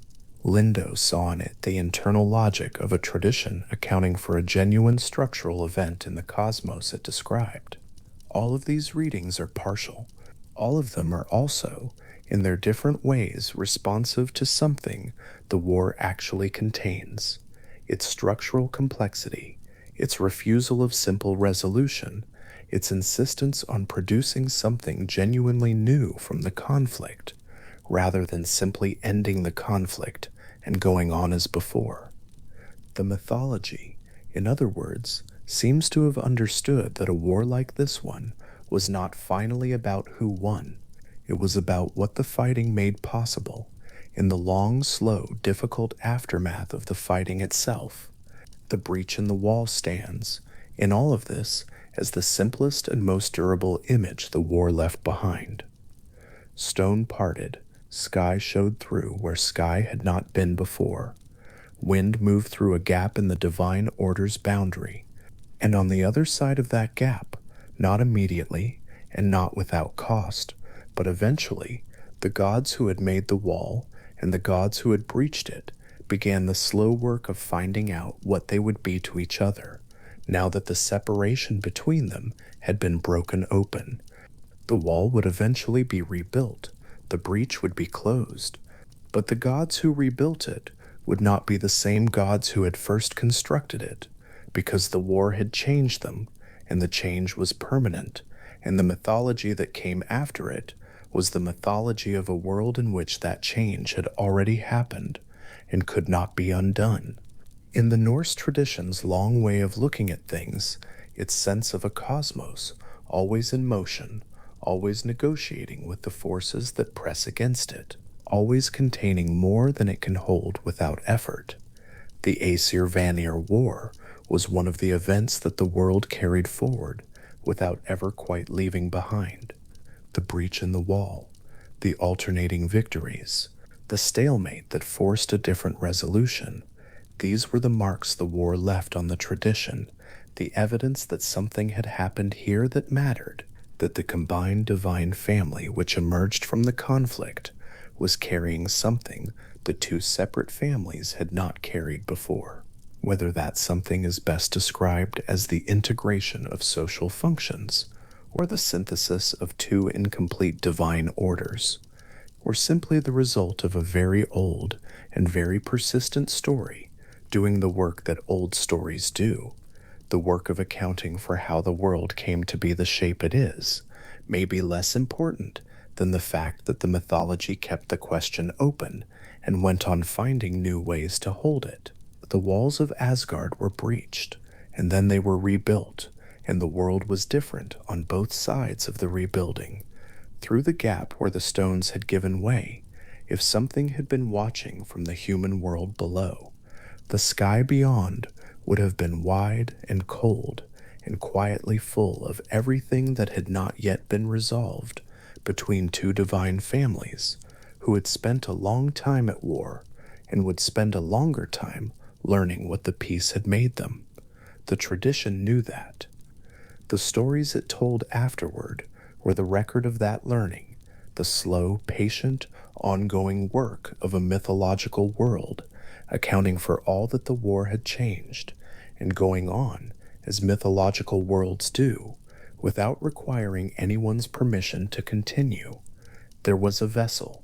It sat at the center of the space where the truce was made, an ordinary container, by the look of it the kind that might hold water or mead or oil, and into it, one by one, the gods of the Aesir and the gods of the Vanir, each contributed something of themselves. Not blood, not oath rings pressed into wax. What they gave was simpler than either of those, and stranger. Saliva, the wet and living substance that the body produces without thought, that sits always in the mouth, that is neither precious nor particularly regarded. They spat into a common vessel. Both tribes, both families of gods, who had fought each other long enough that the walls of Asgard bore the marks of it, who had traded blows in the form of armies and storms and magic worked at long range, who had each discovered in the fighting that the other could not simply be unmade. They put their mouths close to the rim of that vessel, and they gave what the body gives without ceremony, and in the mingling of those two ordinary offerings, the war ended. This is what the Skaldska Parmel holds, that part of Snorri Sturluson's Prose Edda, concerned with the language and sources of Norse skaldic poetry, written in Iceland in the early 13th century by a man who was a scholar and a chieftain, both, and who preserved in careful prose the mythological material his tradition had been carrying for generations. Snorri was a Christian writing about what were by his time understood as the beliefs of an older world. But he wrote with attention and seriousness, noting what his sources said, sometimes offering his own interpretations, and sometimes simply recording the account as he found it. The truce vessel he describes is not metaphorical in the telling. It is a physical object. It is held. It receives what the gods pour into it, and from it, from the mingled, undifferentiated saliva of two divine families who had been trying to destroy each other, something entirely new was made. The act itself deserves a moment of attention before moving toward what it produced. Saliva, in Norse thought and in the broader world of ancient belief to which Norse tradition belonged, was not simply a biological fluid. It was associated with the life force of the body, with presence, with identity, with what makes a living thing distinct from an inert one. To spit into a shared vessel was not a small or casual gesture. It was a way of placing oneself, literally and physically, into contact with another. The gods could not take back what they had given to that vessel. The substance of the Aesir and the substance of the Vanir sat together in the same container, no longer separable, no longer one thing or the other. Whatever was made from it would carry both. The truce was not written down or sworn on oath rings, or witnessed by neutral parties. It was made in a shared container from the bodies of the combatants, and it was irreversible in the way that physical mixture is irreversible. This was not a document that could be disputed. It was a substance that had become something else. The exchange of hostages followed. Among cultures across the ancient world, the sending of important figures between formerly warring groups served as living proof of commitment to a peace. The hostages' continued well-being depending on the peace holding, and the holding of the peace depending on the hostage remaining alive and well. In the Norse tradition, as Snorri records it, the Vanir sent to the Aesir 3 of their own, Njord and his 2 children, Freyr and Freya. The Aesir, for their part, sent their own figures to Vanaheim in exchange 3 individuals from one divine family moving west. the Aesir's representatives moving in the other direction. The exchange was formal, weighted, the kind of arrangement that ancient traditions understood as a binding thing. To receive a god into your hall as hostage was to become, in some sense, the protector of what that god represented.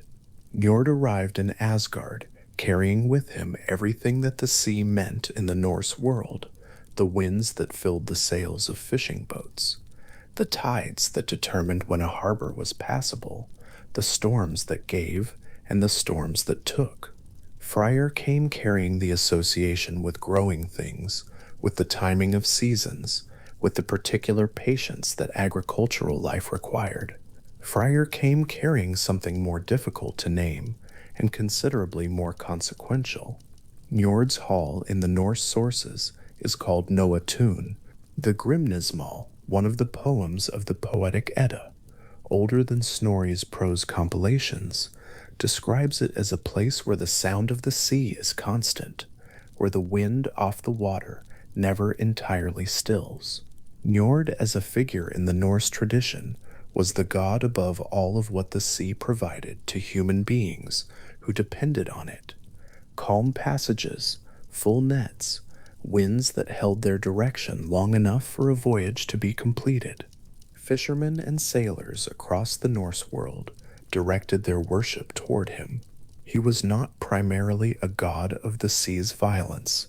That register belonged to other figures, to Aegir and Ran, to the forces associated with the ocean's indifference. Njord was the god of what the sea gave when it was generous, which meant he was a god of survival in the most practical sense. In Asgard, received as a former enemy, and now a resident of the realm of the Aesir, he presided still over every tide and every coastal wind. The sea did not change because Njord had moved. What the truce had done was place the one who governed those things inside a new household without removing him from what he governed. His time in Asgard was not entirely smooth. Snorri records that Njord's life in Asgard eventually included a marriage to the giantess Skati, the daughter of the mountain giant Yazi, negotiated in a separate arrangement connected to the death of her father. The marriage was a genuine attempt on both sides. Skadi chose Njord from among the Aesir by looking only at the god's feet, a detail that in the prose Edda carries a quality of both comedy and tender seriousness. She had hoped to choose Balder, the beautiful son of Odin, and selected Njord instead. What followed was an arrangement that the Norse sources describe with an unusual honesty about incompatibility. Njord loved the coast, the calls of the seabirds, the way the light moved on water. Skadi loved her mountains, the quiet of high places, the cold that preserved things. They tried living in each location for alternating periods, and each found the other's native world intolerable. In the end, the marriage that the peace had made possible did not hold, not because of enmity, because of what each of them fundamentally was, and the difficulty of asking anyone, divine or otherwise, to become comfortable in the landscape that is not their own. The story of that marriage and its gentle failure is one of the quieter things in Norse mythology, a story not of violence or transformation or cosmic consequence, but of two figures who tried something reasonable and found that reasonable was not enough. Njord remained in Asgard, governing his sea and his winds, present in the realm that had once been only the Aesir's domain. The marriage simply ended. What persisted was the sea and the wind and the fishermen who needed both. Freyr's arrival in Asgard was marked by a gift. The Norse tradition records that Alfheim, the realm of the light elves, one of the 9 worlds that make up the Norse cosmological system, was given to Freyr as a tooth gift. The tooth gift was a practice in the Norse world associated with presenting a child with something of value at the arrival of their first tooth, the first solid thing a body produces from itself, a small threshold in a life. To receive a tooth gift was to be welcomed. To give one was to signal that the recipient was not a stranger to be managed but a member of a household to be cherished. Alfheim was not a small thing to give. It was an entire realm. The Aesir's gesture in presenting it to Freyr said plainly that however the relationship between the two divine families had begun, however much damage the fighting had done, however many seasons of stalemate had preceded the truce, Freyr was now welcomed into an expanded family with generosity rather than suspicion. Freyr, as a figure in Norse tradition, is associated above all with abundance, with the good harvest, with the timing of growth, with the aspect of the natural world that provides rather than withholds. Viking Age cult objects associated with Freyr were found across the Norse world. His worship was practiced in household rituals connected to the timing of planting and the anticipation of harvest, which means his worship was practiced wherever the difference between a good year and a failed one was the difference between sufficiency and hunger. He was a Vanir god, carrying with him into Asgard the entire framework of Vanir concern, the cycles, the seasons, the patient arithmetic of what the earth produces when it is treated well. Alfheim, given to him as a tooth gift, was not merely a warm gesture. It was a statement about what his presence in Asgard meant, the realm given to the god of growing things. The welcome extended to the one whose knowledge was cultivation. Freya's arrival in Asgard carried different weight. She was a goddess associated in Norse tradition with love, with desire, with the particular knowledge of what moves between beings. She traveled between realms in a cloak of falcon feathers. The Prose Edda describes this specifically, the feathers enabling her to fly across the boundaries that separated the 9 worlds of Norse cosmology. The cloak treated in the sources as an object of real power that other gods occasionally borrowed for particular journeys. She had her own hall, Sessrumnir, her own domain, her own cats who pulled her chariot. She wept gold tears. In some accounts, she was the owner of the Brisingamen, a necklace of extraordinary beauty, whose acquisition the tradition describes with a frankness that says something about how the Norse sources treated her, not as a figure requiring protection from the specifics of her own story, but as one whose choices, whatever their nature, were hers. What Freyr brought into Asgard that mattered most for what the truce would make possible was cedar. This was the form of magic that the Vanir practiced, associated with prophecy, with the reading and influencing of fate, with shape-shifting, with a kind of knowledge that operated laterally and beneath the surface of things, rather than through direct force. In the Norse world as it understood itself, cider carried a complicated social weight. Among Aesir warriors and the culture of martial excellence they represented, the practice of cedar was associated with a quality the Norse called ergi, a term that carried connotations of unmanliness, of passivity, of the receptive rather than the active. The Aesir's mode was the direct strike, the oath enforced, the spear thrown as formal declaration. Cedar operated by different means. It moved through things rather than against them. It worked by knowing what was coming rather than by overpowering what was present. Among the Vanir, this was simply what magic was. Among the Aesir, before the peace, it was something foreign. Freya taught cedar to the Aesir. The Ynglinga saga, Snorri's account of the mythological history of the Norse people, the opening section of his Heimskringla, records this plainly. She was the first to teach it among them, and the account goes further, noting that among those she taught was Odin himself, the All-Father, the god of wisdom and war and the enforcement of oaths, the figure who sat at the center of Aesir power, who had sacrificed an eye at Mimir's well for the sake of knowledge, who had hung on Yggdrasil for 9 nights to receive the runes. Odin sat in the posture of a student. He received from a Vanir goddess the magical knowledge that would become, in time, one of his defining characteristics. So thoroughly did he absorb what Frigga taught, that later Norse tradition would come to regard Odin's mastery of cedar as among his most important attributes, a form of wisdom as central to his character as the ravens that brought him news of the world and the spear he had once lifted over an enemy host to consecrate a war. The detail is worth holding for a moment. Odin learning cedar from Frigga is not a small exchange between a teacher and a student. It is the transmission of an entire mode of knowing, a way of being in relation to fate, to time, to the hidden currents of the world, from the tradition that had developed it to the god who stood at the center of the tradition that had not. Before the peace, the Aesir governed by force and oath.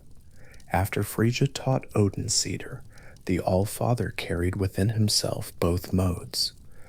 The cosmic sorcerer shaman, who wanders between worlds, who sends his ravens out to gather intelligence, who speaks to the dead and receives visions of the future.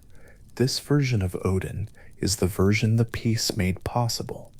It is the version that would not have existed without the truce vessel, the hostage exchange, and the particular gift that Freyja carried west from Vanaheim. The Norse sources do not describe Odin as troubled by what he was learning, or as finding it at odds with what he was. They describe him as learning it. The social stigma that cedar carried in Norse warrior culture did not prevent the chief of the gods from taking it up. If anything, the tradition suggests that Odin's willingness to absorb what others might refuse, to sacrifice what others would keep, to learn what others might consider beneath their dignity, was precisely what made him the All-Father. He had sacrificed an eye for wisdom at the well. He had hung on the world tree for 9 nights to receive the runes. Adding cedar to his existing knowledge was consistent with a pattern of accumulation that seems to have defined him, the god whose identity was made of what he had been willing to give up, what he had been willing to endure, and what he had been willing to learn from those who knew things he did not. But all of this, the hostage exchange, the gifts, the transmission of cedar from Freyja to Odin, was framing for the central thing the peace made. Into the vessel that held the mingled saliva of both divine families, the gods put their combined essence, and from it they made Kvasir. Snorri's account in the Prose Edda describes Kvasir as a being fashioned from the truce vessel itself, made by both parties from the substance they had given, shaped by the combined action of gods who had been enemies and were now something else. With a squart from Tupaicht, he was not the child of any single figure. He had no lineage in the usual sense. He was the product of synthesis, the living result of 2 divine families having placed what was most essential about themselves into a common container, and what came from that container was described in the Prose Edda in one specific and memorable way. Kvasir was so full of wisdom that there was no question he could not answer. This requires some consideration. The Norse tradition contained figures of great wisdom. Odin had sacrificed his eye at Mimir's well. Mimir himself was regarded as the wisest of beings. The runes that Odin received from his 9 nights on Yggdrasil were a form of knowledge the tradition held in the highest regard.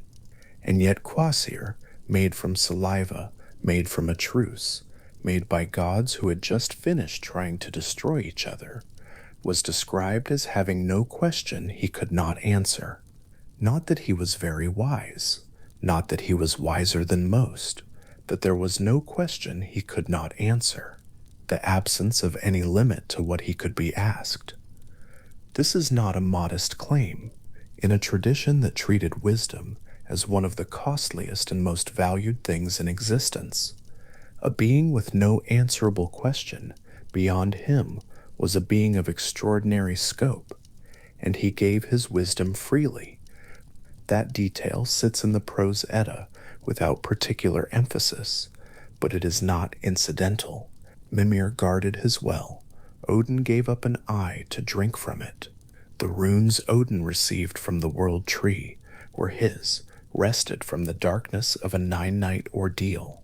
Knowledge in the Norse tradition was almost invariably costly and almost invariably possessed, held by whoever had paid for it, guarded by whoever held it. Kvasir moved between settlements of gods and human beings, and when he was asked something, he answered. He did not name a price. He did not require an exchange. The Prose Edda's account describes him as traveling, as pausing wherever questions were put to him, as providing what was asked of him with a generosity that the tradition does not explain and does not need to. He was made from a truce. He was by his nature a gift. His wisdom was what the piece produced when it was asked to produce something. There is a quality to Kvasir in the telling that is difficult to describe precisely, but easy to recognize. He was not a god in the usual sense, not a sovereign figure presiding over a domain, not a force of nature given personality, not a function of the cosmos personified. He was a specific being, individual and unhurried, who carried inside him everything that both divine families had known and understood, moving through the 9 worlds with the particular ease of someone who has nothing to prove. His wisdom was not a power he wielded. It was something he was made of. When he paused in a settlement and answered a question, he was not demonstrating his capability. He was simply doing what he had been made capable of doing, the way a river is made of what flows through it, and does not require praise for flowing. The gods who made him did not follow him as he traveled, and he moved between the communities of the Norse cosmological world, through the halls of gods, through the settlements of human beings, through whatever pathways the 9 worlds offered between themselves, and he carried with him everything the piece had made possible to carry. In him, the distinction between Aesir and Vanir was not resolved by one side absorbing the other, or by the differences between the 2 traditions being smoothed away into something uniform. It was resolved by producing a third thing that neither side had been able to produce alone. Kvasir could not have been made by the Aesir without the Vanir. He could not have been made by the Vanir without the Aesir. He required both of them simultaneously in the same vessel, giving the same kind of thing.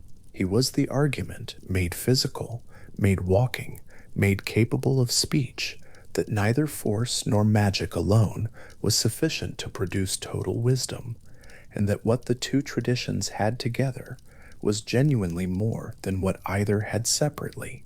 The Norse tradition does not describe in any preserved source what exactly it felt like in Asgard after Kvasir was made. The sources are not interested in the emotional texture of the days that followed the truce.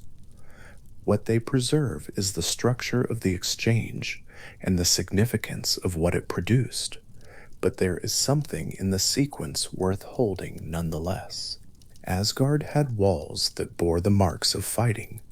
The Vanir had sent 3 of their gods west, and received back into Vanaheim figures whose value was not immediately obvious. Freyja had taught Odin cider, shifting the character of the Allfather in ways that would take the rest of Norse mythological time to fully unfold.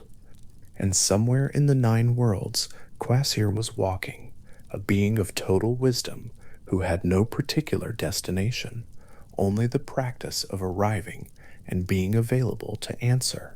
There is something in the hostage arrangement, when the whole of it is considered together, that moves in a direction slightly different from what the word hostage usually implies. Njord was not imprisoned in Asgard. Freyr received a realm as a gift at his arrival. Freyr taught rather than was kept. What the tradition describes, when it describes the outcomes of the exchange, sounds less like captivity and more like a permanent intermingling. The Vanir residing in Asgard, not as controlled figures, but as full members of an expanded divine community. Their domains remained theirs. Their natures remained theirs. The sea over which Njord presided was no different, because Njord now presided over it from Asgard. The crops that Freyr was associated with did not change their rhythm, because Freyr had been given Alfheim. Freyr's cider was no less Freyr's for having been passed to Odin. The exchange did not drain the Vanir of what they were. It placed what they were inside a larger arrangement, and what the larger arrangement contained was consequently fuller than it had been before. The truce vessel, in this reading of the sequence, was doing more work than simply ending a war. It was creating the conditions for a kind of completion. The Norse pantheon that the tradition preserved, the one known through the Eddic poems and Snorri's prose accounts, the one in which Odin and Thor and Freyja and Njord and Freyr all exist within a single cosmological family, is the pantheon produced by the peace. Before the war, there were two divine systems operating according to their own governing principles, each sufficient within its own domain, and each incomplete in what it could not reach. After the saliva truce, after the exchange of hostages, after Freyja taught Odin what the Vanir knew about moving through the hidden structure of things, what the tradition had was a single genuinely combined divine family. Its members did not all agree. They did not all like each other. The Norse sources are not particularly interested in harmony among the gods. There is too much argument and mischief and complicated negotiation for that. But they were a family. They presided together over the 9 worlds. And the thing that made them a family was the truce vessel and what it held. Snorri's account in the Ynglinga saga describes the broader context of the war and its resolution with the attention of a scholar who understood that he was recording a tradition whose meaning was not entirely transparent to him.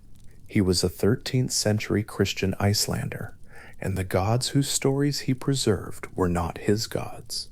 He treated them in the Ynglinga saga as ancient human kings whose divine attributes had been accumulated by generations of retelling, a rationalizing move that allowed him to record the mythological material without endorsing it as theology.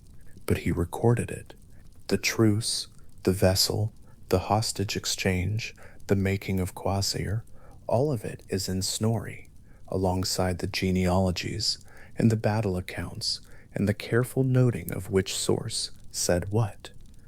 What Snorri could not fully rationalize, and perhaps did not try to, was the nature of Quasir. A being made from saliva who contained total wisdom is not easily assimilated to a story about ancient Scandinavian kings. Kvasir is something else, a mythological concept given flesh and motion, the piece made into a person who could walk away from the place where the piece was made and carry it out into the worlds. The prose Edda holds him with a kind of straightforward wonder, describing his wisdom without apparent need to explain or justify it. He was made from the vessel. He knew everything that could be known. He walked out into the world and answered what was asked of him. The image that remains, when the full account of the truce and the exchange and the making of Kvasir is held together, is one of improbable generativity, a war that had left marks on the walls of Asgard, an exchange that sent gods across the distance between Vanaheim and the realm of the Aesir, a vessel that held the mingled essence of both divine families. And from that vessel, eventually, a figure of total wisdom walking away into the Norse cosmological world, passing through the 9 worlds at his own pace, pausing wherever a question waited for him, offering without price what he had been made to carry. Kvasir moved east or west or along whatever paths the nine worlds offered between their particular distances, and the halls he entered grew quieter when he arrived. Not because his presence was imposing, because there was something in the quality of being near a figure who knew what could be known, who had no question beyond him, that settled the room. The arguments that had been running since before he arrived became less urgent in his presence.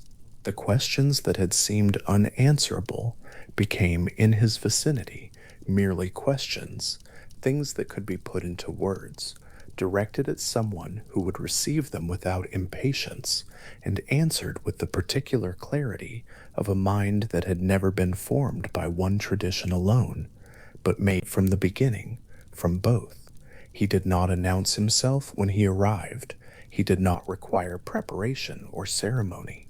He came to wherever the road had led him, and he stayed until it led somewhere else, and in the staying he gave what he had been given to give. The wisdom was not his in the way that Odin's hard-won knowledge was Odin's, purchased at the eye in the nine-night ordeal, guarded and used with the full awareness of its cost. Gwazire's wisdom was him. It was not a possession. It could not be lost or stolen or surrendered. He was simply, entirely, the thing the two divine families had made when they stopped fighting and chose to give something instead. The vessel that held the truce sat somewhere. Snorri's account does not say precisely where, does not describe what became of it after Kvasir was formed. Perhaps it remained in the hall where the peace was made, a physical record of the moment when two sets of gods stopped trying to destroy each other and contributed instead to a shared container. Perhaps, having served its purpose, it became unremarkable again, a container among containers, holding nothing that distinguished it from any other vessel in the realm. The truce was not in the object, it was in what had been poured into it. And what had been poured into it had already walked away, heading out into the nine worlds with the unhurried pace of a being who had no need to rush, because there was nowhere the questions were not, and nowhere he was not willing to go.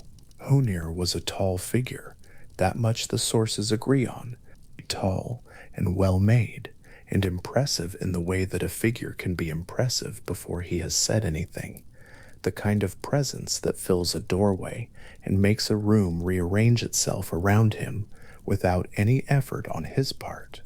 The Vanir had received him from the Aesir as a hostage at the close of the long war between the two divine families, and when he arrived in Vanaheim, they found him exactly as the Aesir had described, a being of great bearing, someone who could stand at the head of an assembly and make it look like the natural order of things, someone who seemed, at first and second glance, entirely suited to lead.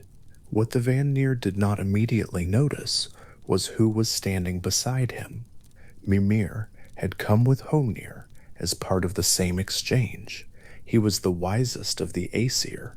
That is what the oldest accounts hold, and the claim is not a small one in a tradition that included Odin, who had by then already sacrificed one of his eyes for access to hidden knowledge. But Mimir's wisdom was of a different kind. It was not earned through dramatic sacrifice at the edge of a dark well, not won through ordeal. It had, in the way the tradition describes it, simply always been there, a quality so intrinsic to Mimir that separating him from it would have been like separating water from its own weight. He had the counsel that matters, the kind that sees not just the shape of a problem, but the direction it is already moving in. And in Vanaheim, seated beside Hunir at assembly after assembly, he offered that counsel quietly, out of direct view, so that what the Vanir saw was the tall and dignified figure of Hunir, and not the smaller, quieter figure who made Hunir's authority possible. For a time, this worked. The Vanir brought their questions to Wenner, and Wenner brought them, in some form that the sources do not fully describe, to Mimir. Mimir answered. Wenner gave the answer. The assembly was satisfied. The arrangement was, from a certain angle, entirely functional, a kind of governance by proxy that produced correct decisions, even if the mechanism behind those decisions was less visible than the Vanir had been led to believe. But the arrangement had a flaw built into its foundation, and the flaw was not subtle. It was only a matter of time before someone asked Wenner a question, on a day when Mimir was not in the room. When that day came, Wenner was seated at the head of the assembly, as he always was. The hall around him was full of Vanir faces turned in his direction, waiting. The question was asked, and Wenner, without Mimir beside him to carry the weight of what was required, said only that others should decide, or said nothing at all. The sources hold it slightly differently. Some suggest he gave the non-answer, some suggest the silence extended until it became its own answer, but the effect in either case was the same. The hall waited, and the waiting went on, and what became apparent in that waiting was not that Wenner was considering carefully, but that Wenner had nothing to consider with. His authority was borrowed. His bearing had always been the container, and Mimir had always been the thing inside it. The Vanir were not slow to understand what this meant. They had sent 3 of their own to Asgard in the exchange. Nord had gone, the old god of the sea, whose influence over tide and coastal wind made him one of the most widely worshipped of the Vanir. Freyr had gone, the god of agricultural abundance, whose yearly presence in the cycle of planting and harvest was felt in communities across the Norse world. And Freyr had gone, the most powerful practitioner of Sidor in the divine world, whose knowledge of fate-weaving and prophecy had shaped the character of Vanir magic since before the war began. 3 figures of genuine authority and genuine power, each carrying something real, each capable of leading without assistance. Against these 3, the Aesir had sent Wenner, beautiful, silent, empty of independent counsel, and Mimir, who was wise but who was not, by any measure, a leader. The Vanir had given what they said they would give. The Aesir had given something carefully packaged to look like what they said they would give.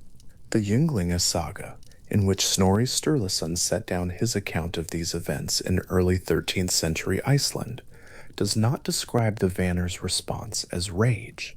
It describes it as a conclusion reached and an action taken in response to that conclusion. The conclusion was that they had been deceived. The action was to take Mimir's head. He was beheaded. That is what the account holds. And his head was sent back to Asgard, carried across the distance between Vanaheim and the realm of the Aesir, as both message and physical proof of the grievance, arriving in Odin's possession, not as a war start, but as a statement. The war was already over. The truce had already been sealed, the hostages already exchanged, the saliva of 2 divine families already mingling in the communal vessel that the tradition says was the proof of peace. What the Vanir sent back was not a declaration of renewed hostilities, but something harder to classify, an act of restitution for a wrong they believed had been done to them, expressed in the most direct form they could find. The head of the figure who had made the fraud possible returned to the one who had arranged for it. Odin received Mimir's severed head.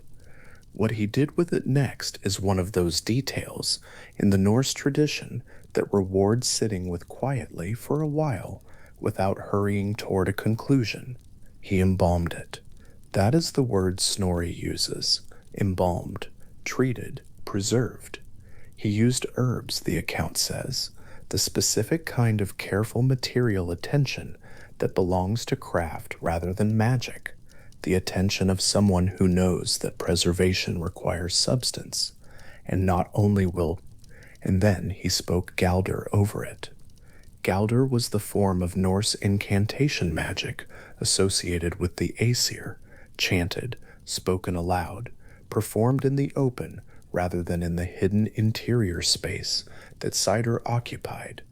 It was the kind of magic Odin had always claimed as his own even before Freyja taught him the Vanir's art, the kind tied to breath and voice and the active shaping of the world through language.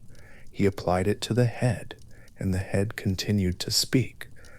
This is not presented in the tradition as a miracle requiring explanation. It is simply what Odin did and what resulted. Mimir, or what Mimir had become, which was something that had been Mimir and was now also something else, became an oracle that the Allfather could consult on matters that required the kind of knowing that no other source could provide. The wisdom had not died with the body. The body had been sent back as a message, but the wisdom was already beyond the body's jurisdiction, and Odin understood this in the way that someone who has spent enough time thinking about the relationship between knowledge and its containers eventually comes to understand it. There is something in this that the tradition returns to without quite naming. Odin had already, before the war and before the exchange, gone to the well of Mimir for the same reason, for access to the kind of knowing that could not be reached through ordinary means. The well sat beneath one of the 3 roots of Yggdrasil, the great ash tree that held the 9 worlds of Norse cosmology in its structure, its roots extending down into places that had different names and different characters, but the same relationship to the world above. They were below it, and older than most of what moved on the surface. One root reached toward Asgard, one reached toward the realm of the frost giants. The third reached down into a darkness where the well of Mimir sat, its surface reflecting nothing, its depth associated in the Norse tradition with a kind of primordial wisdom that predated the gods themselves, or at least predated whatever the gods had been when they were young and newly formed, and still figuring out what the world required of them. Odin had gone to the edge of that well and asked to drink from it. The price Mimir set was one of Odin's eyes. The Allfather had agreed, had pressed his own eye from its socket and let it fall into the dark water, and had drunk. What he received is not described in detail in the sources. The tradition prefers to leave the wisdom itself unnamed, to let the sacrifice stand in for its own result, to say that Odin drank and afterward was different, and let the listener decide what that difference felt like from the inside. The eye remained in the well. In some accounts, it is still there, lying in the dark water beneath the roots of the world tree, seeing something in its stillness that it could not see when it was still part of Odin's moving face. And then, much later, after the war and the truce and the exchange and the beheading, Mimir's preserved head had come to sit beside that well. The image the tradition produces, not in one place but assembled from its separate sources, is of Odin descending to the root of Yggdrasil and sitting in conversation with a head that has been kept speaking through herbs and incantation, while nearby the well holds its dark water, and within that dark water his own surrendered eye continues, whatever it is that a surrendered eye continues. It is not a troubling image in the way the tradition presents it. It is simply the specific arrangement that history, the history of a war between divine families, the history of a truce sealed in a communal vessel, the history of an exchange that turned out to be unequal, had produced. The world had moved through its particular sequence of events and arrived at this, the All-Father at the base of the world tree, the head of the wisest figure the Aesir had ever possessed, speaking to him across whatever distance remained between the living and the embalmed, the water of the well still and dark and patient, a short distance away. The practice of consulting Mimir's head is mentioned in the Voluspa as well, the great Eddic poem composed in Iceland around the late 10th century. It appears there not as backstory, but as an ongoing fact, something Odin still does. In the present tense of the poem's vision, when the need is sufficient.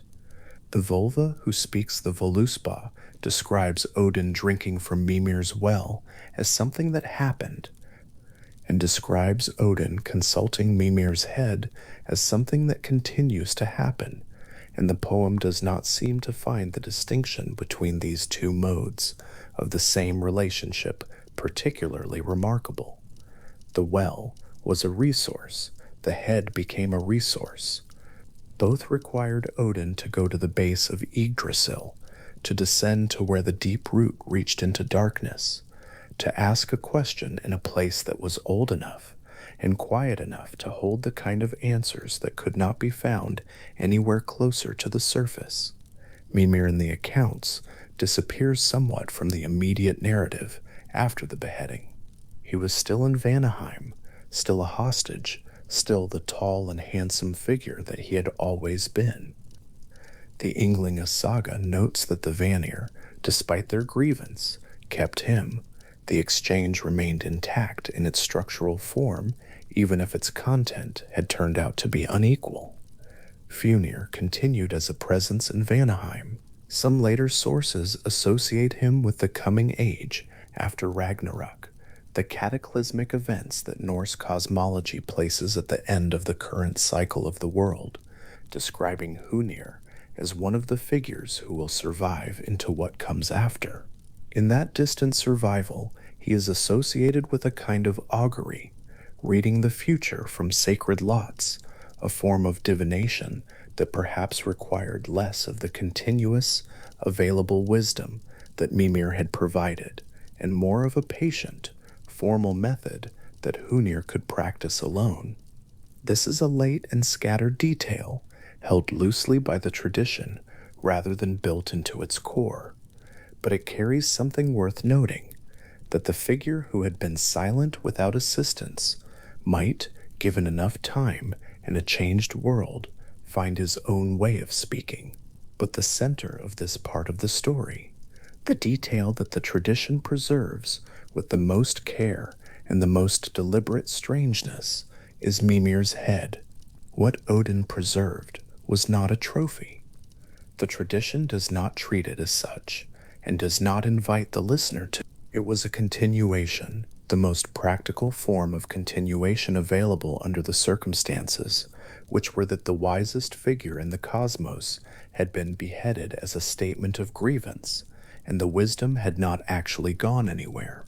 Wisdom, in the Norse tradition, is not a property of bodies. It lives in bodies the way the sea lives in a particular stretch of coast. The coast shapes it, gives it a particular form and a particular sound, but the water is not the coast. Odin knew this. He had already paid for knowing it. With his eye in the well, he applied what he knew to the head. The head spoke. The consulting continued.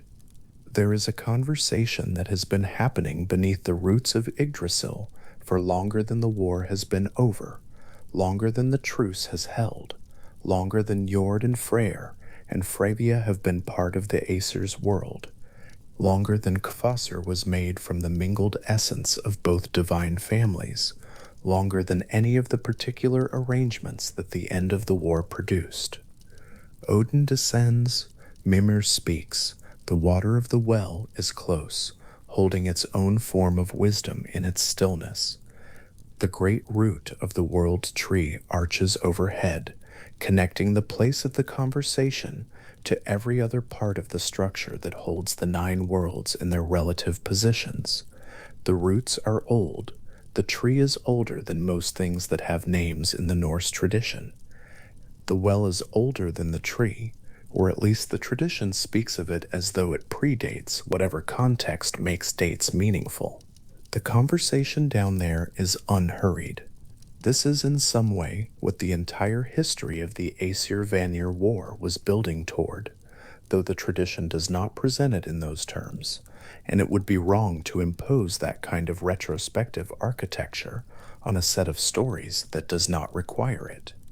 The war began with a figure arriving in Odin's hall, a figure associated with the dangerous potency of gold, with a form of magic that the Aesir did not fully understand and could not fully destroy.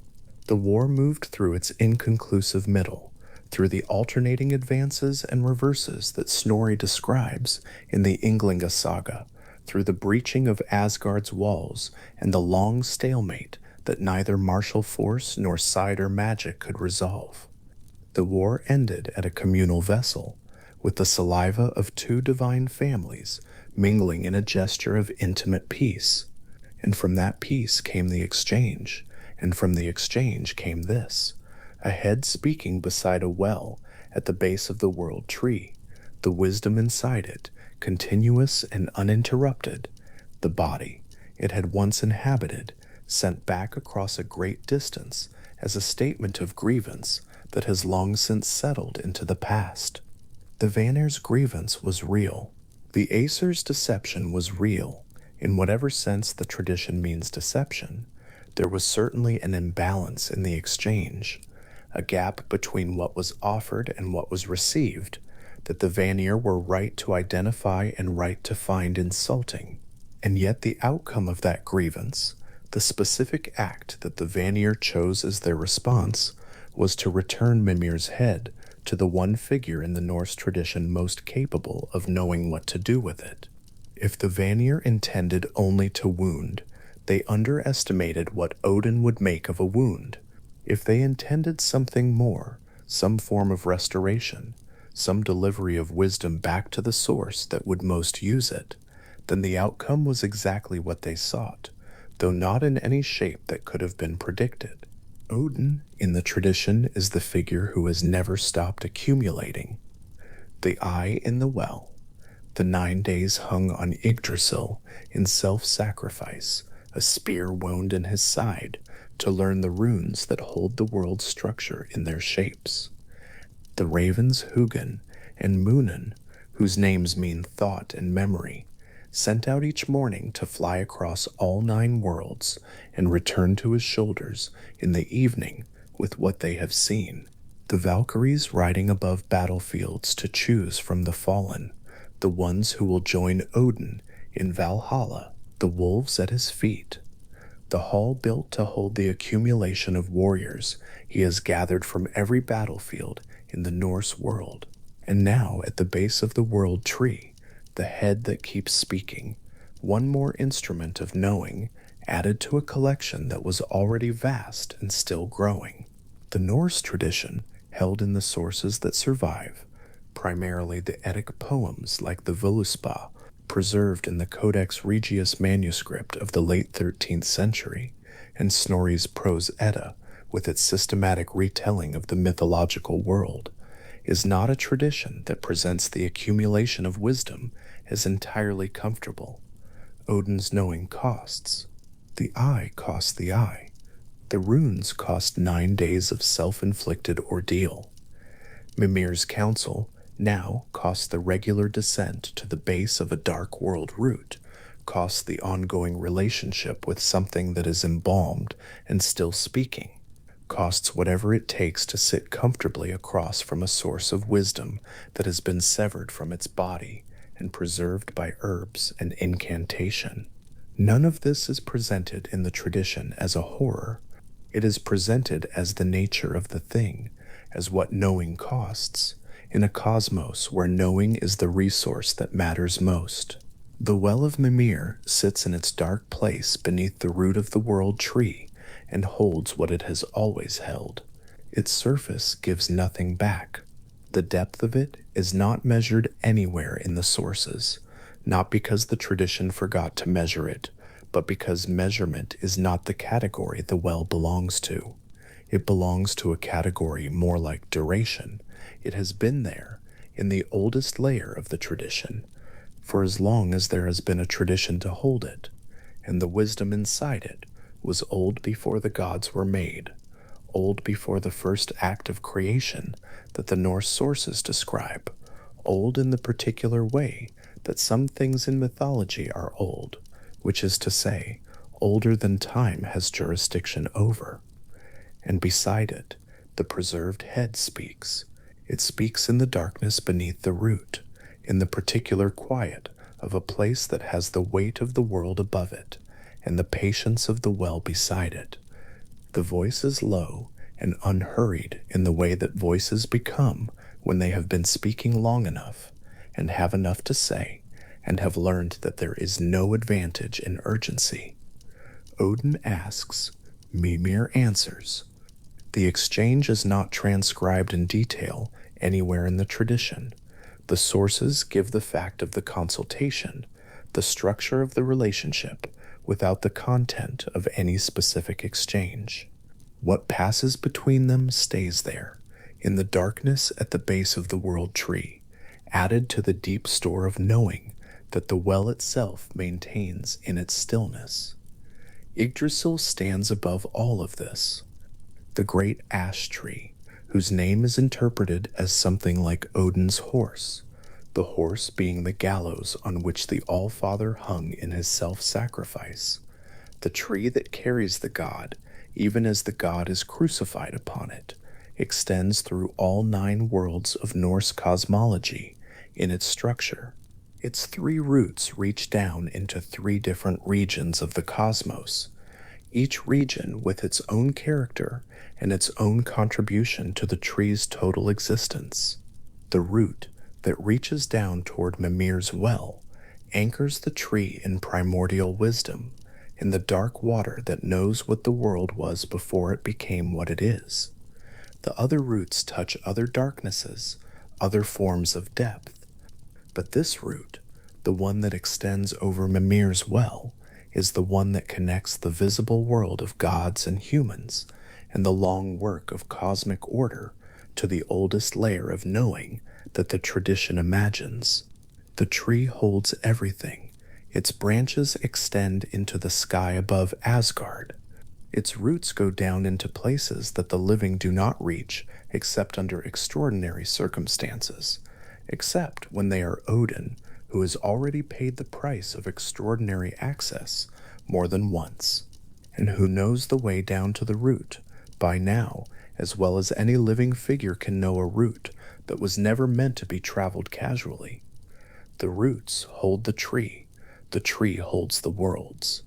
The worlds hold the story of the Aesir and the Vanir, their separate origins in 2 different realms governed by 2 different principles, their long war through the middle of Norse cosmological time, their peace sealed in a communal vessel, their exchange of hostages, and the particular failure of the exchange that sent Mimir's head back across the distance between Vanaheim and Asgard, and Odin's response to that head, which was not grief and not rage, but the specific, material, practical response of a figure who understands that wisdom does not require a body to continue being wisdom.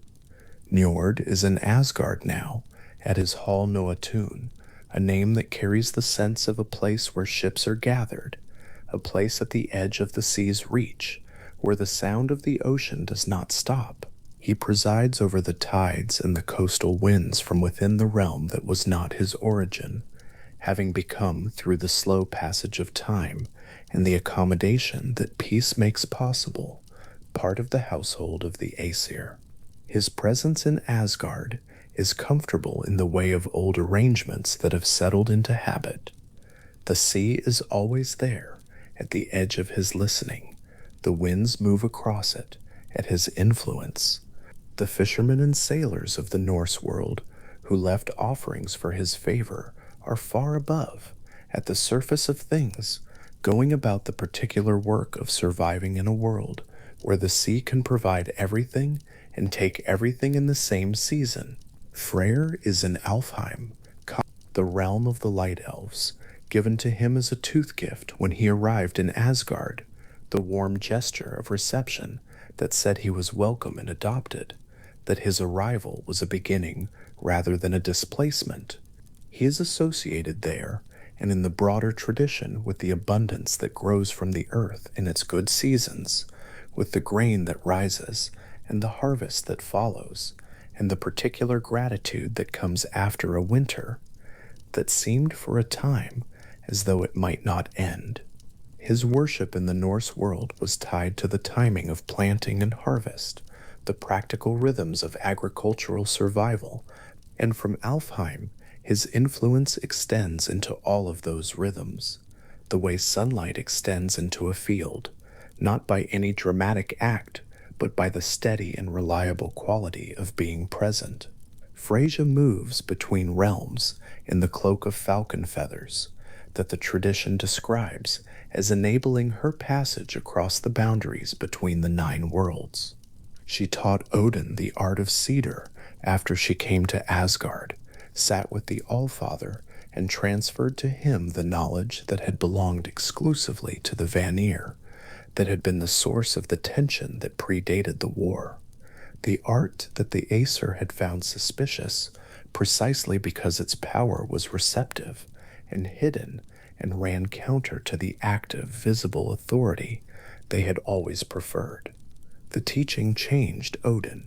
It changed the character of Asgard's magic. It changed the relationship between what could be known through force and what could be known through the quiet interior attention that cedar required. That change is still in effect. Freyja's gift to the Allfather is one of those things that cannot be taken back once given. All of this, the halls of Asgard, the sea sound at Noatun, the abundance of Alfheim, the movement between realms in falcon feathers, the learning that changed the character of divine magic, all of it is the world that the war's ending made. It is not a perfect world in the sense that it resolved every tension or answered every question. The Norse tradition does not promise resolution of that kind. What it offers instead is the world as it actually arrived at its current form, through conflict and stalemate, and a peace sealed in an intimate gesture, through an exchange that turned out to be unequal, through a beheading and the careful, deliberate, urban incantation preservation of what the beheading would have destroyed, through a consultation that has not stopped and will not stop as long as the root of Yggdrasil extends over the dark water of the well. The war is not gone. It is the past that made the present. Every element of the current arrangement, the Vanir gods living in Asgard, the mixed nature of Aesir magic after cedar was taught, the communal wisdom that the mingled saliva of both families produced, carries the shape of what preceded it. The breach in Asgard's walls, long since rebuilt, is gone from sight but not from the structural memory of why the walls matter. The fire that could not destroy Gullveig is part of the history that explains why the Aesir and the Vanir came to understand each other better than they had understood each other before. Not through sympathy necessarily, or through any simple reversal of view, but through the brute fact of contact sustained long enough that neither family could remain entirely unfamiliar to the other. The head beside the well continues.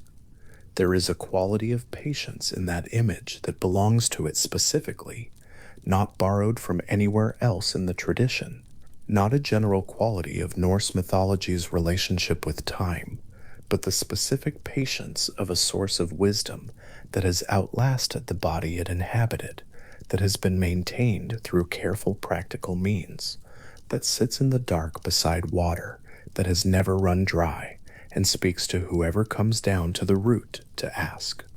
The voice does not hurry.